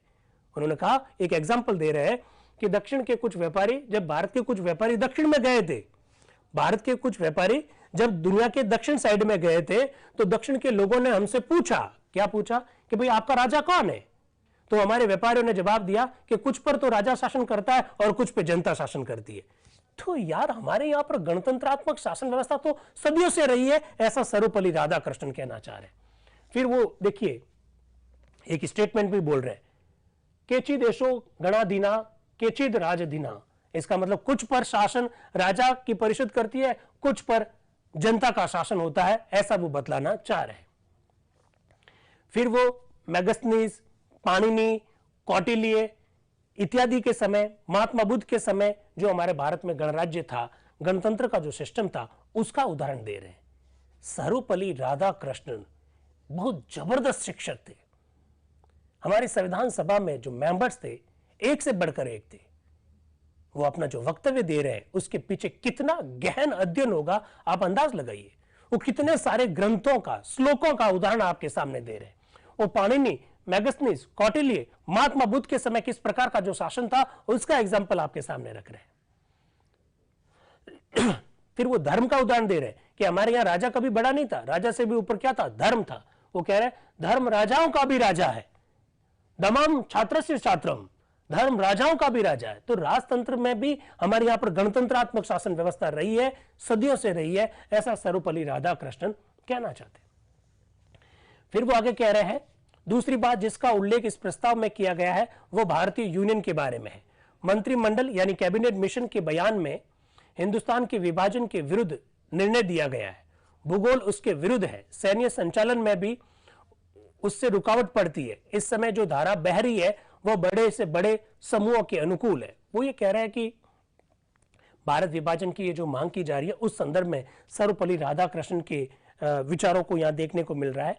और फिर जिस तरह से वो अमेरिका, कनाडा और स्विट्जरलैंड में क्या क्या हुआ, मिस्र, सूडान में क्या हुआ, दक्षिण आयरलैंड और उत्तरी आयरलैंड में क्या हुआ, उसकी बात वो कर रहे हैं। वो कह रहे हैं कि भारत का विभाजन मत करिएगा।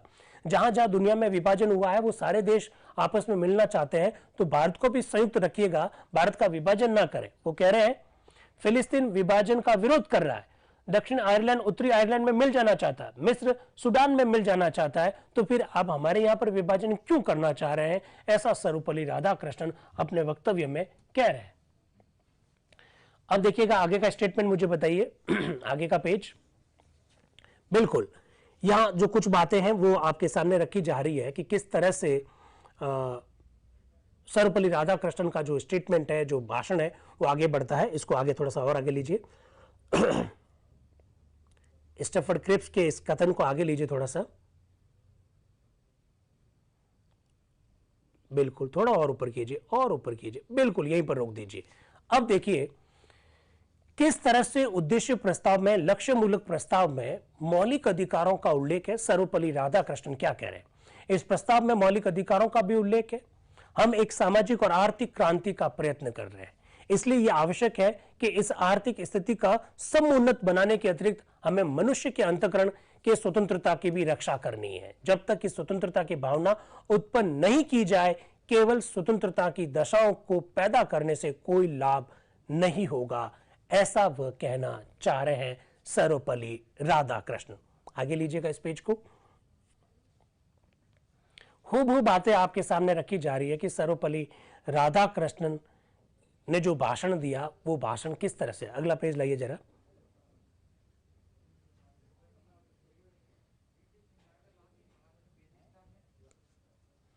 बिल्कुल, अगला पेज, उससे भी अगला पेज लाओ। चलिए, ये इस तरह से सर्वपल्ली राधाकृष्णन, बिल्कुल बिल्कुल ठीक है, ये ठीक है, बिल्कुल ये सर्वपल्ली राधाकृष्णन का इस प्रकार से ये भाषण आगे बढ़ता है और फिर वो अपने भाषण को समाप्त कर रहे हैं। और सर्वपल्ली राधाकृष्णन के उनके भाषण के पश्चात जो नए मेंबर को जिनका नाम पुकारा जा रहा है वो है एनवी गाडगिल साहब। ये बंबई से है, संविधान सभा के सदस्य हैं और ये भी अपनी बातों को स्पष्ट कर रहे हैं। किस तरह से कर रहे हैं वो जरा देखिएगा। वो भी पंडित जवाहरलाल नेहरू के द्वारा जो प्रस्ताव रखा गया उस प्रस्ताव का समर्थन करते हैं। एक्चुअली में अगर आप पूरी बहस को देखेंगे प्रथम सत्र की और द्वितीय सत्र की भी, तो डॉक्टर एम.आर. जयकर साहब और डॉक्टर भीमराव अंबेडकर साहब के अलावा कोई भी ऐसा सदस्य नहीं है जो पंडित जवाहरलाल नेहरू के द्वारा जो उद्देश्य प्रस्ताव रखा गया उसका समर्थन नहीं कर रहा है। डॉक्टर अंबेडकर साहब ने भी कोई विरोध नहीं किया, उसके पीछे उन्होंने कुछ लॉजिक की बात कही और एम.आर. जयकर साहब ने भी कुछ लॉजिक की बात कही। विरोध के जो तर्क है उन तर्क को समझना चाहिए हम लोगों को। अब देखिएगा एनवी गाडगिल साहब, एनवी गाडगिल साहब का भाषण शुरू से बताओ मुझे जरा। हाँ, एनवी गाडगिल साहब ये कह रहा है कि जो प्रस्ताव पंडित नेहरू ने प्रस्ताव रखा है मैं उसका समर्थन कर रहा हूं और मुझे उसकी बड़ी प्रसन्नता है। वो कह रहे हैं कि संविधान सभा के जो लोग संविधान सभा के ऊपर प्रश्न उठाते हैं, वो जो लोग ये कहते हैं कि संविधान सभा को इस बात का अधिकार नहीं है कि वो इस प्रकार का प्रस्ताव पारित करे, वो एकदम गलत है। वो इवन अपनी बात को शुरुआत में ही ये कह रहे हैं कि जो अब तक जो बहस चली आ रही है उस बहस में ये बताया गया कि संविधान सभा को इस प्रकार के प्रस्ताव पास करने की क्षमता नहीं है। इस संदर्भ में मैं आदरपूर्वक सभा का ध्यान कैबिनेट मिशन के उस पहले पैरे की ओर दिलाना चाहता हूं जो ब्रिटिश प्रधानमंत्री मिस्टर एटली के भाषण का उद्धरण किया गया है। वो कह रहा है कि मिस्टर एटली और कैबिनेट मिशन के जो वक्तव्य है उससे भी स्पष्ट हो जाता है कि हमारी जो संविधान सभा है उसको क्या क्या अधिकार है, किस तरह की पावर है, उनका क्या क्षेत्राधिकार है, वो क्या काम कर सकती है। फिर वो आगे कह रहे हैं, इस पेज को वापस लाइएगा जरा। जब तक मैं नहीं कहूं उस पेज को पलटना नहीं है। यह तो स्पष्ट है कि महाशय इस असेंबली ने न शासन का स्वरूप विकसित करने के लिए है बल्कि उसके विवरण को भी तैयार कर लेने के लिए है। मैं यहाँ ये कह देना चाहता हूं कि हम यहाँ विधान का मसविदा बनाने या तर्क वितर्क करने के लिए नहीं है। क्या बात कही है गाडगिल साहब, ये कह रहे हैं कि मैं एकदम बिल्कुल स्पष्ट कर देना चाहता हूं कि ये जो संविधान सभा जो बनी है वो केवल संविधान का निर्माण करने के लिए या तर्क वितर्क के लिए नहीं है। वास्तव में हम यहाँ एक कार्यकारिणी के रूप में इकट्ठे हुए हैं और ये संविधान सभा, ये सभा स्वतंत्रता के संघर्ष की एक मंजिल है। वो ऐसा कहना चाह रहे हैं एनवी गाडगिल साहब कि आप हमारी संविधान सभा को केवल ये कहकर खारिज मत कर दीजिएगा कि ये संविधान निर्माण के लिए एकत्रित हुई है और तर्क वितर्क करने की एक क्लब है। वो कह रहे जी नहीं, ऐसा नहीं है, हमारी संविधान सभा एक कार्यकारिणी है। हमारी संविधान सभा जो है स्वतंत्रता के संघर्ष की एक मंजिल है, ऐसा एनवी गाडगिल साहब कहना चाह रहे हैं। फिर उन्होंने बहुत सारा एग्जाम्पल दिया कि हमने इतिहास में किस तरह से अपने स्वतंत्रता के आंदोलन को आगे बढ़ाया। इस पेज को आगे लीजिएगा।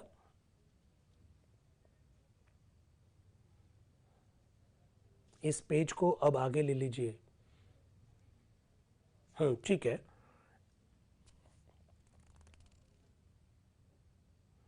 फिर उसी बात को वो रिपीट कर रहे हैं। इसको भी आगे लीजिएगा, ये रिपीट हो गया पेज। बस बस बस बस। अब देखिएगा एनवी गाडगिल साहब ने जो हिंदू मुसलमानों के बीच में जो सांप्रदायिक दंगे जो चल रहे थे और जो दंगे जो चल रहे थे और उन दंगों को जिस तरह की हवा मिस्टर चर्चिल और उनकी पूरी जो टीम दुनिया भर के देशों के सामने रख रही थी, जिससे जो हवा दी जा रही थी, उस संदर्भ में कह रहे हैं कि आप किन दंगों की बात कर रहे हैं। हमारे यहाँ तो गंगा यमुना की संस्कृति रही है। अध्यक्ष महोदय, अब हम उस स्थिति को पहुंच गए हैं कि जब ये आवश्यक हो गया कि हम स्पष्ट रूप से ये कह दें कि हम क्या चाहते हैं। हमें कहा गया कि अन्य प्रश्न जैसे अल्पसंख्यक आदि के भी है जिनका सुलझाना बहुत मुश्किल है। हमें यह कहा गया कि अल्पसंख्यकों के प्रश्नों को हम लोग सुलझा नहीं पाएंगे। ऐसा कौन कह रहे हैं? एनवी गाडगिल साहब कह रहे हैं। आगे जरा देखिएगा वो क्या कह रहे हैं। मैं स्पष्ट कर देना चाहता हूं कि यह समस्या तो विदेशी शक्ति की सृष्टि है। हिंदू मुसलमानों की जो समस्या है, अल्पसंख्यकों की जो समस्या है, वो समस्या हमारी थोड़ी है। ये समस्या तो आपके द्वारा दी गई है, विदेशी सत्ता की सृष्टि है, अर्थात आप लोगों ने इसे पैदा किया है। प्रयाग के संगम के बाद कोई गंगा यमुना के जल को साथ बहने से रोक सका है क्या? वो कह रहे हैं कि प्रयागराज में जब गंगा और यमुना जब मिल जाती है तो आप गंगा और यमुना के पानी को साथ बहने से रोक सकते हो क्या? जैसा ही वो बोलते हैं तो वो संविधान सभा में बड़ी खुशी व्यक्त की जाती है, हर्ष ध्वनि निकल कर आती है। हाँ, एक मेरे मित्र पूछ रहे भीमराव अंबेडकर प्रस्ताव के खिलाफ क्यों थे सर, ऐसा भाई कह रहे हैं। तो प्लीज़ आप प्रथम सत्र की जो बहस है उसको देख लीजिएगा तो आपको पूरी बातें क्लियर हो जाएगी कि डॉक्टर अंबेडकर साहब ने एक्चुअली में बात कौन सी कही थी, उनकी क्या लॉजिक थे। तो पूरा अगर आप बहस को देखेंगे प्रथम सत्र की तो आपको ये सारी जानकारी मिल जाएगी। तो गंगा यमुना की संस्कृति का उल्लेख कर रहे हैं एनवी गाडगिल साहब। फिर वो गंगा यमुना के साथ में सरस्वती को भी जोड़ रहे हैं और सरस्वती को वो बुद्धिमता का प्रतीक बतला रहे हैं, ऐसा एनवी गाडगिल साहब का कथन है। वो कह रहे हैं कि समय आ गया है कि जब दोनों संप्रदायों को अक्ल आएगी और परिणाम ये होगा कि वह एक ऐसी ऊंची एकता स्थापित करेंगे, एक ऊंचा सहयोग कायम करेंगे जिसमें सभी को जीवन और व्यक्तित्व की उच्चतम स्तर पर पहुंचने का अधिकार होगा, ऐसा एनवी गाडगिल साहब कहना चाह रहे हैं।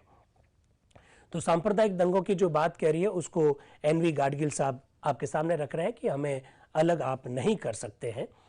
इसके बाद में कौन आ रहा है बोलने के लिए? एनवी गाडगिल साहब के बाद में जो व्यक्ति बोलने के लिए आ रहे हैं उनका नाम है विजय लक्ष्मी पंडित। आप लोग जानते हैं विजय लक्ष्मी पंडित संविधान सभा के प्रथम सत्र में ही भाग लिया था। प्रथम सत्र के प्रथम दिन जिन 9 महिलाओं ने भाग लिया उनमें विजय लक्ष्मी पंडित एक नहीं थी।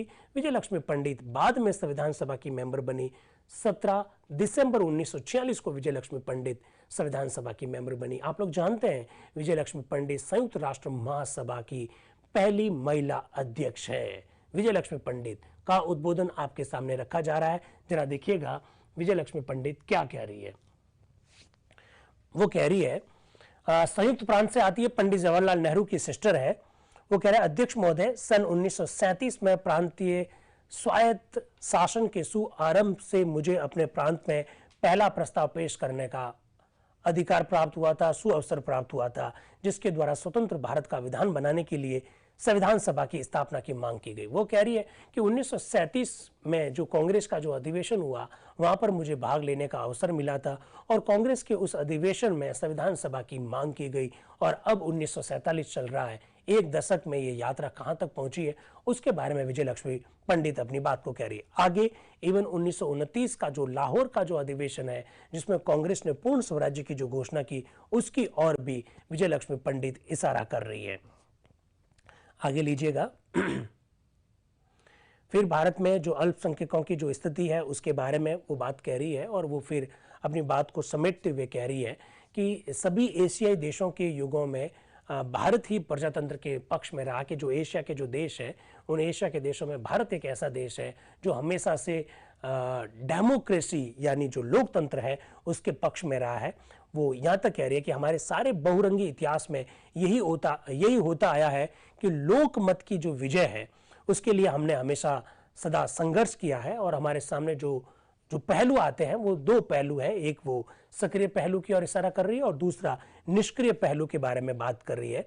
वो कह रही है कि पहलू का संबंध देश के साम्राज्यवादी प्रभुत्व का नाश करने से है जिसमें हम सभी सहमत हैं, पर सवाल का सक्रिय पहलू ही अधिक महत्वपूर्ण है जिसके अनुसार हमें अपने देश में समाज सत्तावादी प्रजातंत्र राज्य की स्थापना करना है जिसमें भारत अपने ध्येय को प्राप्त कर संसार का स्थायी शांति का मार्ग दिखा सके। इस बारे में विजय लक्ष्मी पंडित संकेत करने की कोशिश कर रही है। विजय लक्ष्मी पंडित के इस भाषण के बाद में जो नया भाषण आ रहा है, जो नए व्यक्ति जो संविधान सभा में मेंबर के रूप में अपनी बात को रखने जो जा रहे हैं उनका नाम है एनजी रंगा साहब। एनजी रंगा साहब मद्रास से सदस्य हैं और वे क्या बात कह रहे हैं उनकी बात को भी जरा सुनिएगा। इनका नाम के आगे देखिएगा प्रोफेसर एनजी रंगा लिखा हुआ है।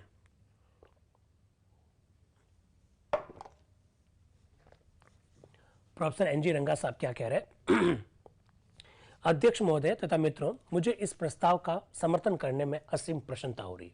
यानी आप बार बार देखेंगे कि सब लोग उद्देश्य प्रस्ताव जो है उसका समर्थन नहीं कर रहे। प्रोफेसर एनजी रंगा साहब भी उनमें से एक है। सिवाय 2 लोगों को छोड़ दिया जाए तो सब लोगों ने लगभग उद्देश्य मूलक प्रस्ताव का समर्थन ही किया है। वो क्या कह रहे हैं? इसका मतलब ये नहीं है कि मुझे इसमें पूर्ण संतोष है। वो कह रहे हैं कि मैं उद्देश्य मूलक प्रस्ताव, लक्ष्य मूलक प्रस्ताव, ऑब्जेक्टिव रिजोल्यूशन का समर्थन कर रहा हूं, लेकिन इसका कदापि तात्पर्य ये नहीं है कि मैं इससे पूरी तरह से संतुष्ट हूं। मैं संतुष्ट नहीं हूं, ऐसा खुद प्रोफेसर एनजी रंगा साहब कह रहे हैं कि मुझे पूर्ण रूप से संतोष नहीं है। फिर भी जहां तक इस प्रस्ताव का संबंध है, ये हमारे सामने भविष्य के लिए बड़ा ही प्रभावपूर्ण, विस्तृत और उदार विचार रखता है जिसकी और हमारे लोगों की दृष्टि है। लेकिन यह शर्त है कि एक बार हमारा नया संविधान अस्तित्व में आ जाए, पर यह केवल उदार विचार मात्र नहीं है, क्योंकि ये केवल ऊंचे आदर्श और श्रेष्ठ विचार ही हमारे लोगों के सामने रखकर संतोष नहीं कर लेता है। ये इस बात की जरूरत पर भी विचार करता है कि हमारी जनता को इसमें लिखित अधिकारों के उपभोग का आश्वासन दिया जाए। एनजी रंगा साहब इस बारे में संकेत कर रहे हैं। अब मैं टेक्निकल टीम से निवेदन कर रहा हूं कि हमारे जो मित्र जो जुड़े हुए हैं उन्हें एक तो लिंक भेज दिया जाए, फीडबैक का लिंक, और फीडबैक का लिंक लगातार उनको भेजना है। हर 2-2 मिनट में इनको फीडबैक का लिंक भेजना है, ताकि ये कल ये नहीं कह सके कि सर हमको लिंक मिला नहीं, क्योंकि व्याख्यान समाप्त होने के 1 घंटे तक ये लिंक जीवित रहेगा। और अब ये लिंक हर 2-2 मिनट में इनको भेजते रहिएगा, और ये जूम पर ही दिखेगा लिंक। सारे मित्र ध्यान से सुन लीजिए, जूम पर ही लिंक दिखेगा। आप भेजना शुरू कर दिया? नहीं, पीडीएफ नहीं मिल रहा है। लिंक भेजे, एक बार मैं भी देख लेता हूं, ताकि मैं, आंखें जिसे देख नहीं सकती दिल उसके लिए रोता नहीं है, तो मैं मेरी आंखों से भी देख लूं कि जूम पर लिंक भेजा कि नहीं भेजा। लिंक भेजिएगा, और हर 2-2 मिनट में इनको लिंक भेजना, बिल्कुल ये मालूम होना चाहिए, ताकि ये एकदम सतत जुड़े रहे। ठीक है? और ये जो लिंक है वो 1 घंटे तक आपको उसके अंदर अंदर जवाब देना है। व्याख्यान खत्म होने के 1 घंटे के बाद में लिंक अपने आप ही क्लोज हो जाता है। तो ये लिंक आ चुका है मेरी ओर से, हालांकि डॉक्टर निर्मल गहलोत नाम वहां लिखा हुआ आ रहा है। ये लिंक है, और हर 2-2 मिनट में इनको भेजते रहिए। हाँ, एक बार भेज दिया गया, फिर भेजिए, फिर भेजिए, फिर भेजिए, फिर भेजिए, फिर भेजिए, फिर भेजिए, ताकि किसी प्रकार की कोई शिकायत ही नहीं करे। चलिए, तो प्रोफेसर एनजी रंगा साहब की बात को हम लोग कर रहे थे। प्रोफेसर एनजी रंगा साहब की आगे बात क्या है वो जरा देखिएगा। वो कह रहे हैं कि यार संविधान सभा में मुस्लिम लीग के लोग नहीं आए, तो कुछ लोग नाराजगी व्यक्त कर रहे हैं। कुछ लोग कह रहे हैं कि साहब मुस्लिम लीग के लोग नहीं आए तो उनके बिना हम संविधान सभा में उद्देश्य प्रस्ताव कैसे पारित कर सकते हैं। उसके बारे में क्या कह रहे हैं एनजी रंगा साहब, जरा देखिएगा। मैंने इसको अंडरलाइन भी कर रखा है। वो कह रहे हैं, इस देश में अनेक लोग ये शिकायत करते सुने हैं कि अमुक दल तो इस असेंबली में आया ही नहीं, और फला फला पार्टी तो इस असेंबली के दायरे में और उनके कार्यों से दूर है, इसलिए हम ऐसे प्रस्ताव पर विचार करने का अधिकार नहीं। वो कह रहे कि मैं बार बार ये शिकायत सुन रहा हूं कि अमुक समुदाय के लोग नहीं आए, अमुक धर्म के लोग नहीं आए, अमुक पॉलिटिकल पार्टी के लोग नहीं आए, तो हमें अधिकार नहीं है, ऐसा लोग कह रहे हैं, ऐसी शिकायत कर रहे हैं। अब कितना जबरदस्त स्टेटमेंट दिया। जिस असेंबली में, जिस सभा में किसी परिवार की जायदाद बढ़ाने की बात चल रही हो, क्या उसमें कुनबे के सभी लोगों का हाजिर होना जरूरी है? हम अपने घर में 20 मेंबर हैं, और हमारे परिवार की जायदाद कैसे बढ़ाई जाए, हमारे परिवार की संपत्ति कैसे बढ़ाई जाए, उस पर विचार विमर्श हो रहा है। और हमारे 2-3 बच्चे क्रिकेट खेलने बाहर चले गए हैं, तो क्या जायदाद पर चर्चा नहीं होनी चाहिए? अरे यार, जिस तरीके से परिवार की संपत्ति बढ़ सकती है, जायदाद बढ़ सकती है, अगर 1-2 मेंबर अनुपस्थित है तो क्या फर्क पड़ता है? ऐसा प्रोफेसर एनजी रंगा साहब कह रहे हैं। वापस बोल रहा हूं, ध्यान से सुनिए।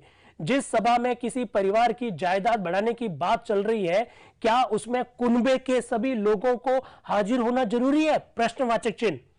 क्या किसी परिवार का कोई ऐसा भी सदस्य है जो अपने परिवार की संपत्ति और नैतिक अभिवृद्धि का विरोधी हो और उस परिवार के अधिकार को ही नहीं चाहता हो? वो कह रहे हैं, बहुत सुंदर सी बात कह रहे हैं कि यार जिस सभा में, जिस बैठक में परिवार की जायदाद बढ़ाने पर बातचीत चल रही हो, उसमें उस कुनबे के कुछ लोग नहीं आए हैं तो क्या फर्क पड़ेगा? क्या कोई सदस्य ऐसा भी हो सकता है जो ये कहेगा नहीं, मेरे परिवार की जायदाद में वृद्धि नहीं की जाए? ऐसा हो सकता है क्या? प्रोफेसर एनजी रंगा साहब ऐसी बात कह रहे हैं। और यह प्रस्ताव तो बस इसी प्रकार का है। हम यहां इसलिए एकत्रित हुए हैं कि इस देश के प्रत्येक व्यक्ति, दल, महोदय साथ ही मैंने कहा कि यह काफी नहीं है। फीडबैक फॉर्म मिल रहा है ना? बिल्कुल मिलना चाहिए। वॉइस प्रॉब्लम आ रही है ऐसा मेरे मित्र कह रहे हैं। क्या दिक्कत आ गई भाई? वॉइस प्रॉब्लम क्यों है? कुछ नहीं दिख रहा है ऐसा वो कह रहे हैं। वीडियो भी दिखाई नहीं दे रहा, आवाज भी नहीं आ रही है, स्क्रीन ऑफ हो गई है। क्या कोई नेट प्रॉब्लम है? बिल्कुल नेट प्रॉब्लम की वजह से ऐसा हो रहा है। ये तो टेक्निकल ग्लिचेज है, बिल्कुल बिल्कुल टेक्निकल ग्लिचेज है। हाँ, सभी लोगों की आवाज रुक गई है, कोई दिक्कत की बात नहीं है, नेट की प्रॉब्लम है। हमारी तरफ से कोई प्रॉब्लम नहीं है, हमारी यहाँ टेक्निकल टीम बड़ी एक्सपर्ट है, वहां से कोई दिक्कत नहीं। अब आपको सब दिखाई दे रहा है, सुनाई दे रहा है? ओके। साथ ही मैंने कहा कि ये काफी नहीं है और इसके बारे में मैं कुछ और शब्द और कहना चाहूंगा। ये तो बहुत अच्छा है कि हम अपने अपने गांव वापस जाकर लोगों और दोस्तों से ये कह सके कि हमने ऐसा प्रस्ताव पास कर लिया है और भविष्य में उनके सभी अधिकार सुरक्षित रहेंगे और अब उन्हें कोई डर नहीं है। वो क्या कह रहे कि मैं संतोष तो मुझे नहीं है इस प्रस्ताव को पारित करने में, मुझे लगता है कि इसमें कुछ कमियां हैं। हालांकि ये जरूर है कि संविधान सभा की बैठकों के बाद जब हम अपने गांव में जाएंगे, अपने घरों में जाएंगे, तो अपने दोस्तों को, अपने मित्रों को ये बता देंगे कि हमने एक ऐसा प्रस्ताव पारित कर दिया है जिसमें आपके अधिकार सुनिश्चित हो गए। महोदय, अब देखिए क्या बात कह रहे हैं वो। अल्पसंख्यक कौन है? हम जब भी अल्पसंख्यक की बात करते हैं तो अपनी दृष्टि को धर्म पर लाकर समेट देते हैं। हमारे हिसाब से जिनकी जनसंख्या 50% से कम है, क्योंकि सुप्रीम कोर्ट ने भी अपने एक निर्णय में इस तरह की बात कही है, जिस धर्म के लोगों की संख्या 50% से कम है वो सब अल्पसंख्यक है, ऐसा हम लोग जानते हैं। एनजी रंगा साहब की अल्पसंख्यक की परिभाषा को जरा आप देखेंगे तो आपके कान खुले रह जाएंगे। जरा देखिए क्या है। महोदय, अल्पसंख्यकों के बारे में बहुत कुछ कहा और सुना जा रहा है। वास्तव में अल्पसंख्यक कौन है? आप कभी भी अल्पसंख्यकों के अधिकारों के संदर्भ में बात करते समय प्रोफेसर एनजी रंगा साहब के इस कथन को कोट कर सकते हैं। वो क्या कह रहे हैं? वास्तव में अल्पसंख्यक कौन है? तथाकथित पाकिस्तान प्रांत में हिंदू अल्पसंख्यक नहीं है क्या? और न ही सिख ही, यही नहीं, हिंदुस्तान में मुस्लिम भी अल्पसंख्यक नहीं है। वो कह रहे हैं कि जो पाकिस्तान बनेगा उसमें हिंदू अल्पसंख्यक है क्या, सिख अल्पसंख्यक है क्या, और जो भारत बनेगा अगर विभाजन होता है तो, जैसा कि बाद में हुआ, तो क्या मुस्लिम अल्पसंख्यक है? वो कह रहे हैं ना तो भारत बनता है विभाजन के बाद में, ना तो भारत में मुस्लिम अल्पसंख्यक होंगे, और ना जो पाकिस्तान अगर बनता है तो पाकिस्तान में हिंदू और सिख भी अल्पसंख्यक नहीं होंगे। क्या गजब बात कह रहे हैं। तो अल्पसंख्यक कौन होंगे? जरा सुनिएगा। यही नहीं, हिंदुस्तान में मुस्लिम भी अल्पसंख्यक नहीं है। असली अल्पसंख्यक इस देश का जन समूह है। असली अल्पसंख्यक तो आम जनता है, जिनकी संख्या बहुत ज्यादा है, वह अल्पसंख्यक है। ऐसा प्रोफेसर एनजी रंगा साहब कह रहे हैं। जो संख्या में बहुत ज्यादा है वह अल्पसंख्यक है। ऐसा कैसे? जरा देखिएगा। असली अल्पसंख्यक इस देश का जन समूह है। वह लोग ऐसे दबा दिए गए हैं, उन्हें ऐसा पद दलित कर दिया गया है कि वह साधारण नागरिक अधिकार की सुविधाओं का उपयोग नहीं कर सकते। स्थिति क्या है? आप आदिवासियों के क्षेत्रों को जाइए, कानून के मुताबिक उनकी परंपरा और उनके फिरके के कानून के अनुसार उनकी जमीन से उन्हें बेदखल नहीं किया जा सकता, फिर भी व्यापारी वहां पहुंच गए और नामदारी स्वतंत्र बाजार में उनकी जमीन छीन लेते हैं। इस तरह यद्यपि कानून इस जमीन छीनने के विरुद्ध जाता है, फिर भी व्यापारी आदिवासियों को अनेक तरह के दस्तावेज दिखाकर सच्चा गुलाम और परंपरागत दास बना लेते हैं। हमें साधारण गांव वालों के पास जाना चाहिए। महाजन वही अपने रुपए सहित पहुंचता है और गांव वालों को अपने वश में कर लेता है। वहां जमादार या मालगुजार भी तो है, और कितने ही ऐसे लोग हैं जो इन गरीब गांव वालों का शोषण करते हैं। इनमें आरंभिक शिक्षा का भी प्रचार नहीं है। असली अल्पसंख्यक तो ये है जिनकी रक्षा की जरूरत है और उन्हें आश्वासन की भी जरूरत है।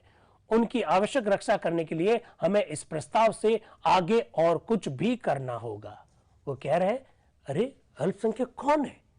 क्या हिंदू अल्पसंख्यक है, क्या मुस्लिम अल्पसंख्यक है, क्या सिख अल्पसंख्यक है? वो कह रहे जी नहीं, ये सब अल्पसंख्यक नहीं है, असली अल्पसंख्यक तो है जनता, जनसमूह अल्पसंख्यक है, जिन्हें जीवन जीने के बेसिक जो अधिकार है वो भी प्राप्त नहीं है, वे है असली अल्पसंख्यक। ऐसा प्रोफेसर एनजी रंगा साहब कह रहे हैं। आप गांव में जाइए, पिछड़े हुए क्षेत्रों में जाइए, आपको मालूम पड़ेगा असली अल्पसंख्यक कौन है। वो कह रहे हैं कि आदिवासी एरिया में जमीन आप नहीं छीन सकते, जमीन नहीं ले सकते, कानून कहता है, इसके बावजूद भी महाजन वहां पर पहुंच गए।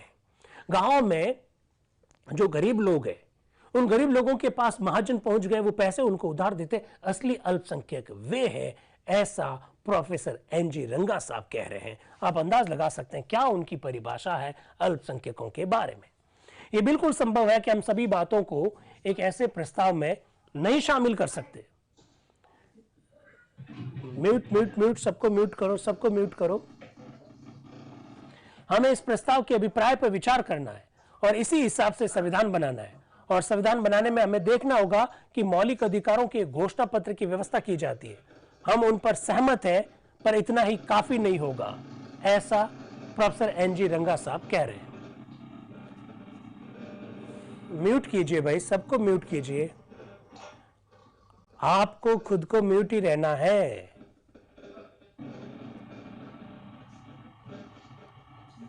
सबको म्यूट कर दीजिए, अपने आप को म्यूट कर लीजिए भाई, डिस्टरबेंस आता है। तो असली अल्पसंख्यक तो आप है, क्योंकि आपको म्यूट कर दिया गया है।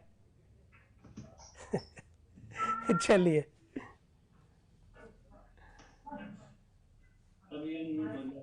फिर वो कह रहा है कि जन समूह ही वास्तव में अल्पसंख्यक है, फिर भी वह इस तरह की सुरक्षाओं की मांग नहीं करता है, और जब इसके लिए मांग भी करते हैं तो वे ये नहीं कहते हैं कि बिना इसके वैधानिक प्रगति हो ही नहीं सकती। उन्हें देश की और राष्ट्रीय प्रगति की अधिक चिंता है और वह हमें आगे बढ़ाते हैं। वो कह रहे हैं यार, इस देश की जो जनता है वह असली अल्पसंख्यक है, इसके बावजूद भी वे अधिकारों की मांग नहीं करते, और वे जब अधिकारों की मांग भी करते हैं तो एक वैधानिक सीमा के भीतर करते हैं। असली अल्पसंख्यक तो वे हैं, क्यों आप अल्पसंख्यकों के बारे में बात कर रहे हैं, ऐसा प्रोफेसर एनजी रंगा साहब कहना चाह रहे हैं। फिर वो कह रहे हैं कि अभी कुछ दिनों पहले मिस्टर जिन्ना दावा करते थे कि वह भी उतने ही प्रजातंत्रवादी है जितने की कांग्रेस। वो कह रहे हैं प्रोफेसर एनजी रंगा साहब, वो जिन्ना की और मुखातिब होकर कह रहे हैं कि मिस्टर जिन्ना ये दावा करते थे कि वह भी उतने ही प्रजातंत्रवादी है जितनी की कांग्रेस। अगर वे प्रजातंत्रवादी है तो इस बात पर विचार करें कि किस संप्रदाय में गरीबों की संख्या अधिक है। वाह, प्रोफेसर एनजी रंगा साहब कह रहे हैं कि मिस्टर जिन्ना साहब, आप क्या कह रहे हो कि असली प्रजातंत्रवादी वह है, कांग्रेस प्रजातंत्रवादी है, तो मिस्टर जिन्ना कह रहे हैं मैं भी प्रजातंत्रवादी हूं। तो प्रोफेसर एनजी रंगा साहब कह रहे हैं एक बार जरा ये देखो कि किस समुदाय में सबसे ज्यादा गरीब है, वो देखें। प्रोफेसर एनजी रंगा साहब कह रहे हैं कि सबसे ज्यादा गरीब जो है वो मुस्लिम है, तो आपको उनके कल्याण के लिए काम करना चाहिए, ना कि अपने हितों के लिए। वो क्या कह रहे हैं, हिंदुओं का बहुत सा प्रतिशत गरीब नहीं है, पर मुसलमानों में अमीर उंगलियों पर गिने जा सकते हैं। प्रोफेसर एनजी रंगा साहब कह रहे हैं कि हिंदुओं में बहुत सारे लोग गरीब नहीं है, पर अगर मैं मुसलमानों की बात करूं तो मुसलमानों को में से अमीर लोग जो है उनको अंगुलियों पर गिना जा सकता है। वो ऐसा कह रहे हैं। सारे देश में मुस्लिम जनता सबसे गरीब है, उन्हें स्वतंत्र भारत की सबसे ज्यादा जरूरत है, क्योंकि इसके बिना कबीले, हरिजन, मुस्लिम मजदूर या किसानों का उद्धार नहीं हो सकता। मिस्टर जिन्ना और उसके साथी जितना ही मामले को आगे बढ़ा रहे हैं, गुलामी की यंत्रणा उतनी ही बढ़ती जा रही है। उनका निजी समूह कोई भी प्रगति करने से वंचित है। वो कह रहे हैं कि मिस्टर जिन्ना, तुम जिस अभियान को लेकर काम कर रहे हो वो बिल्कुल गलत है।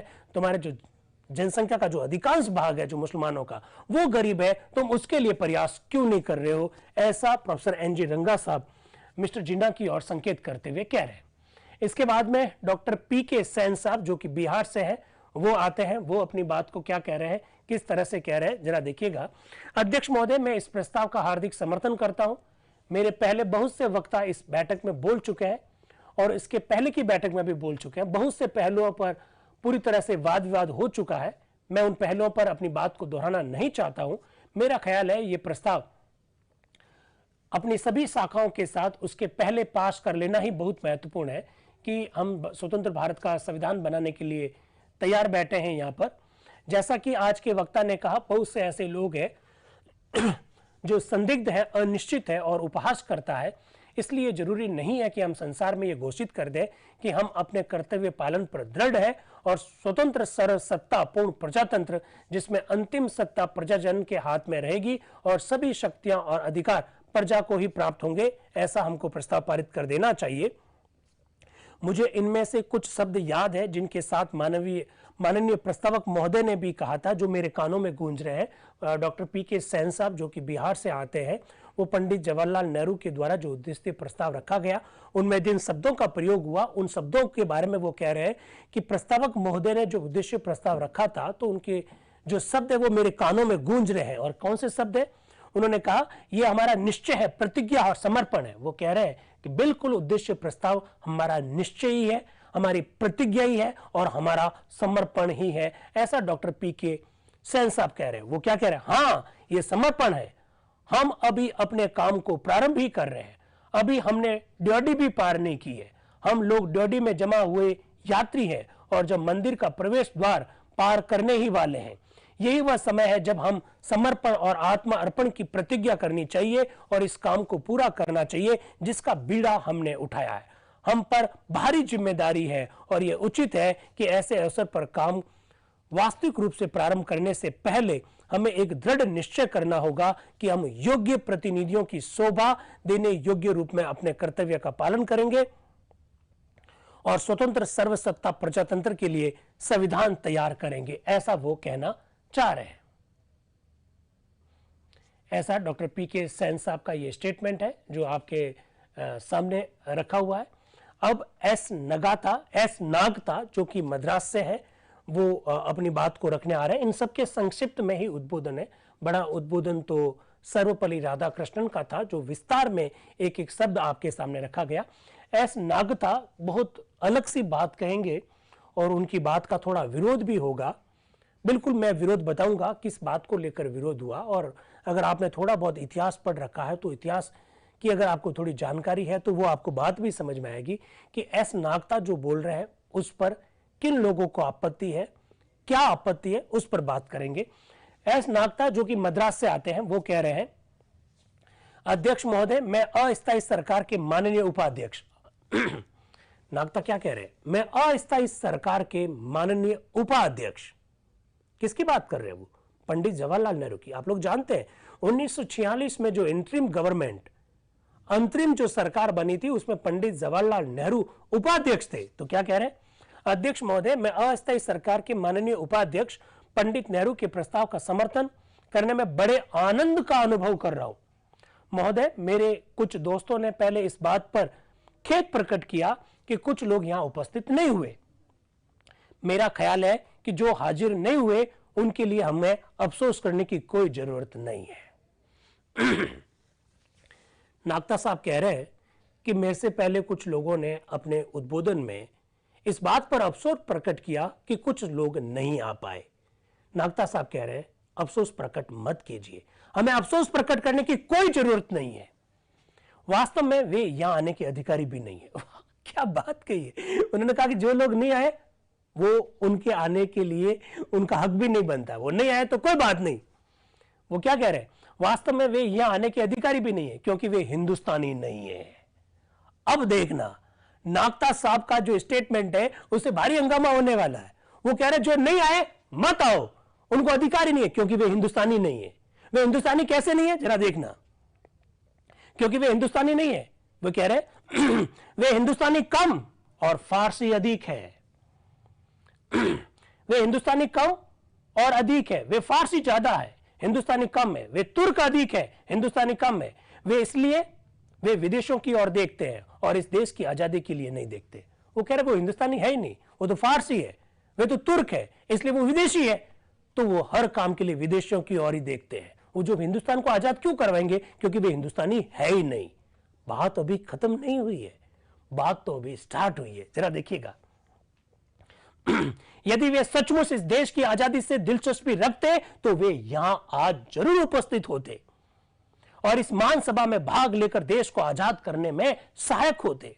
मैं समझता हूं हमारे जो दोस्त उन गैर हाजिरों के लिए दुखी है वे चाहे तो बाहर जा सकते हैं। वाह, क्या बात कही है, ध्यान से सुनिएगा। वो क्या कह रहे हैं कि मेरे जो दोस्त उन गैर हाजिरों के लिए दुखी हो रहे हैं, इतना दुखी क्यों हो रहे हैं यार, खुद बाहर चले जाओ, खुद ही बाहर चले जाओ, ऐसा कह रहे नागता साहब। मैं समझता हूं हमारे जो दोस्त उन गैर हाजिरों के लिए दुखी है वे चाहे तो बाहर जा सकते हैं। अब सुनना, अब सुनना, हम हरिजन और आदिवासी इस भूमि के आदिम और सच्चे पुत्र है। नागता साहब कह रहे हैं कि हम हरिजन और आदिवासी जो है इस भूमि के सच्चे पुत्र है, बाकी सब विदेशी है और हमें इसका शासन विधान बनाने का पूरा हक है। सुनिएगा, तथा कथित स्वर्ण हिंदू भी सच्चे हिंदुस्तानी नहीं है और वह चाहे तो वे भी जा सकते हैं बाहर। नागता साहब वो कह रहे हैं हम हरिजन, हम आदिवासी इस देश के सच्चे भूमिपुत्र हैं और तथा कथित स्वर्ण हिंदू भी, वे भी हिंदुस्तानी नहीं है, वे भी यहां से बाहर जा सकते हैं।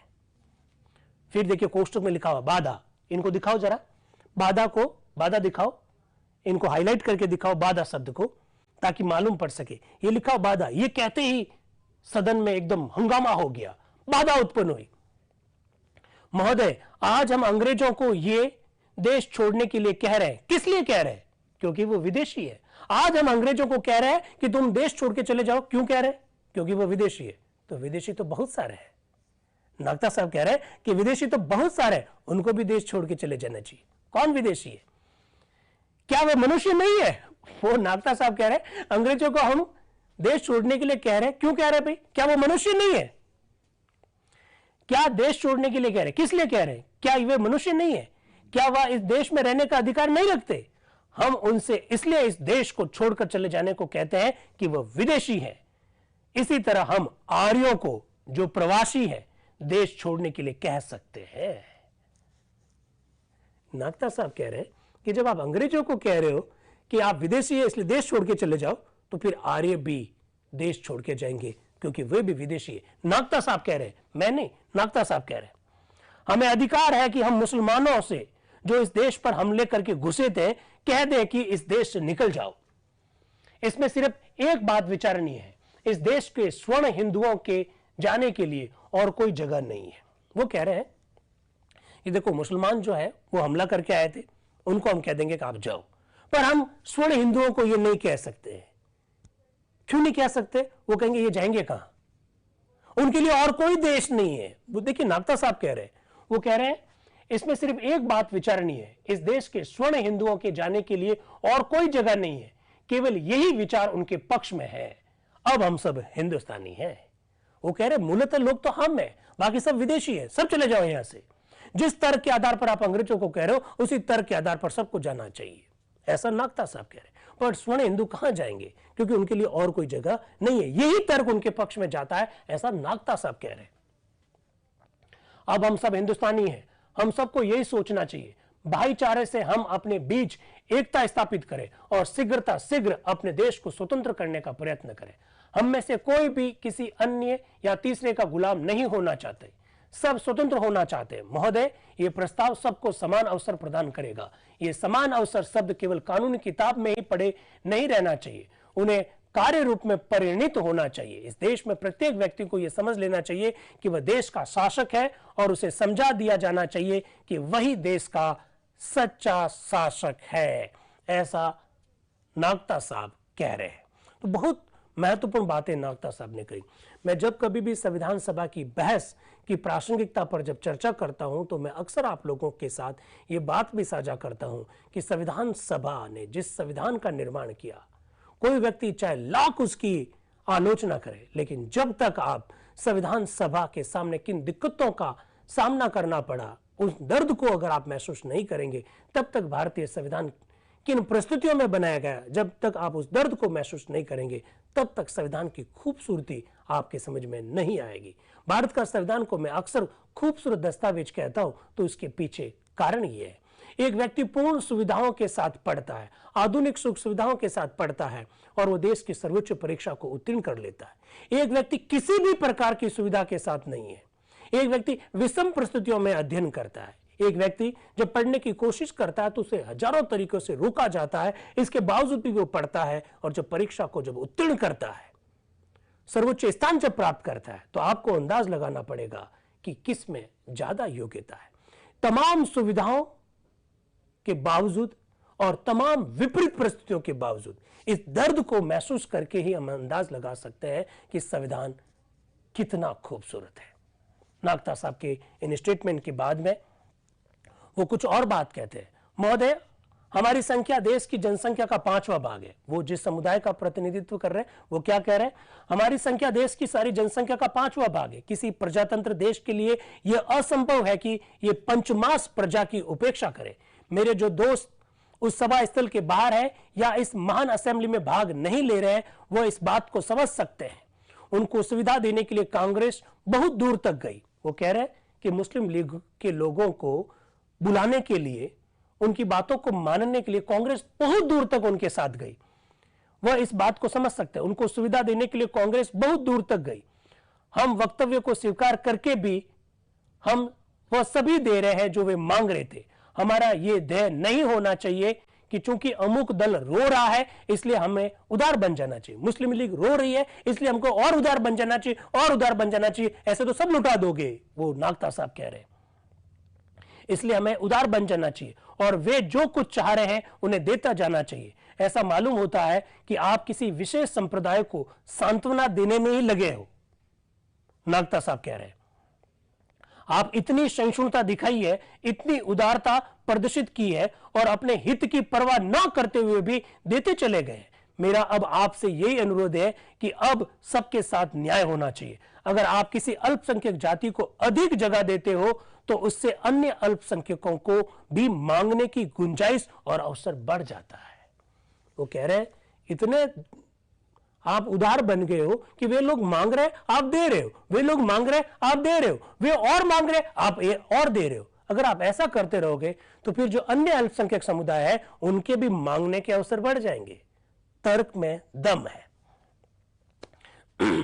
इस तरह से मैं आपसे पूछता हूं कि क्या कोई भी बहुमत सभी अल्पसंख्यकों को संतुष्ट कर सकता है? इसलिए मैं चाहता हूं कि आप दृढ़ संकल्प हो, शक्तिशाली हो और सब संप्रदायों के प्रति न्याय करें।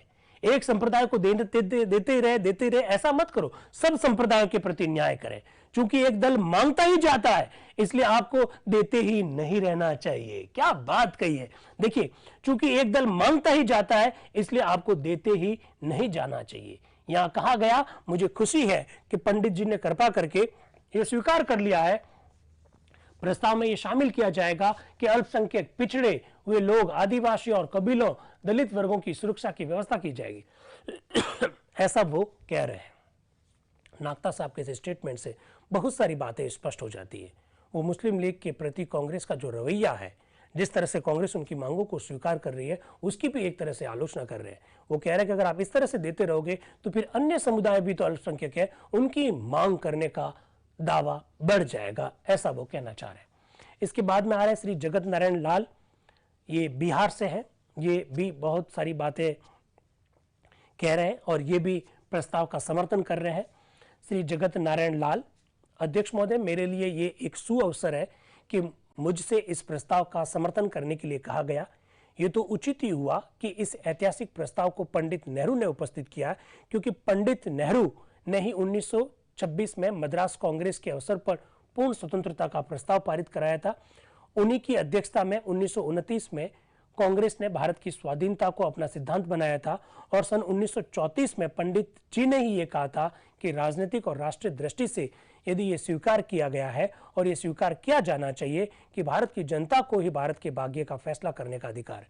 वो कह रहे बहुत अच्छी बात है कि पंडित नेहरू ने इस उद्देश्य प्रस्ताव को रखा, क्योंकि 1926 में मद्रास में, 1929 के कांग्रेस के लाहौर अधिवेशन में और बाद में 1934 में पंडित नेहरू ही इस प्रकार के प्रस्ताव रखते रहे हैं और 1946 में भी संविधान सभा में उन्होंने ही ये प्रस्ताव रखा। ये बहुत अच्छी बात है, ऐसा जगत नारायण लाल कह रहे हैं, जो कि बिहार से है। फिर वो बात कह रहे हैं कि मैं फिर दोहराना चाहता हूं कि इस प्रस्ताव को एक ऐसी प्रतिज्ञा और दृढ़ निश्चय मानता हूं जिसके द्वारा स्वतंत्र भारत की सृष्टि होगी। इस निश्चय के पीछे दृढ़ता है और यह दृढ़ता हमारी इच्छा और हमारा निश्चय है, और हमें यह दृढ़ता और इच्छा बल सारे राष्ट्र से प्राप्त हुआ है। वो कह रहा है कि आप आलोचना मत कीजिएगा हमारे संविधान सभा की। हम संविधान सभा के जो लोग एकत्रित हुए हैं वो केवल हम लोग 200 सवा 200 लोग नहीं है, हमारे पीछे दृढ़ इच्छा शक्ति है, और इस देश के लोगों का प्रतिनिधित्व करते हुए हम लोग यहाँ पर एकत्रित हुए हैं और संविधान का निर्माण कर रहे हैं। इसके बाद में एक मेंबर आ रहे हैं श्री अलगू राय शास्त्री। इन अलगू राय शास्त्री जी के बारे में आप बहुत ध्यान से सुन लीजिएगा, इनका नाम आगे भी आने वाला है।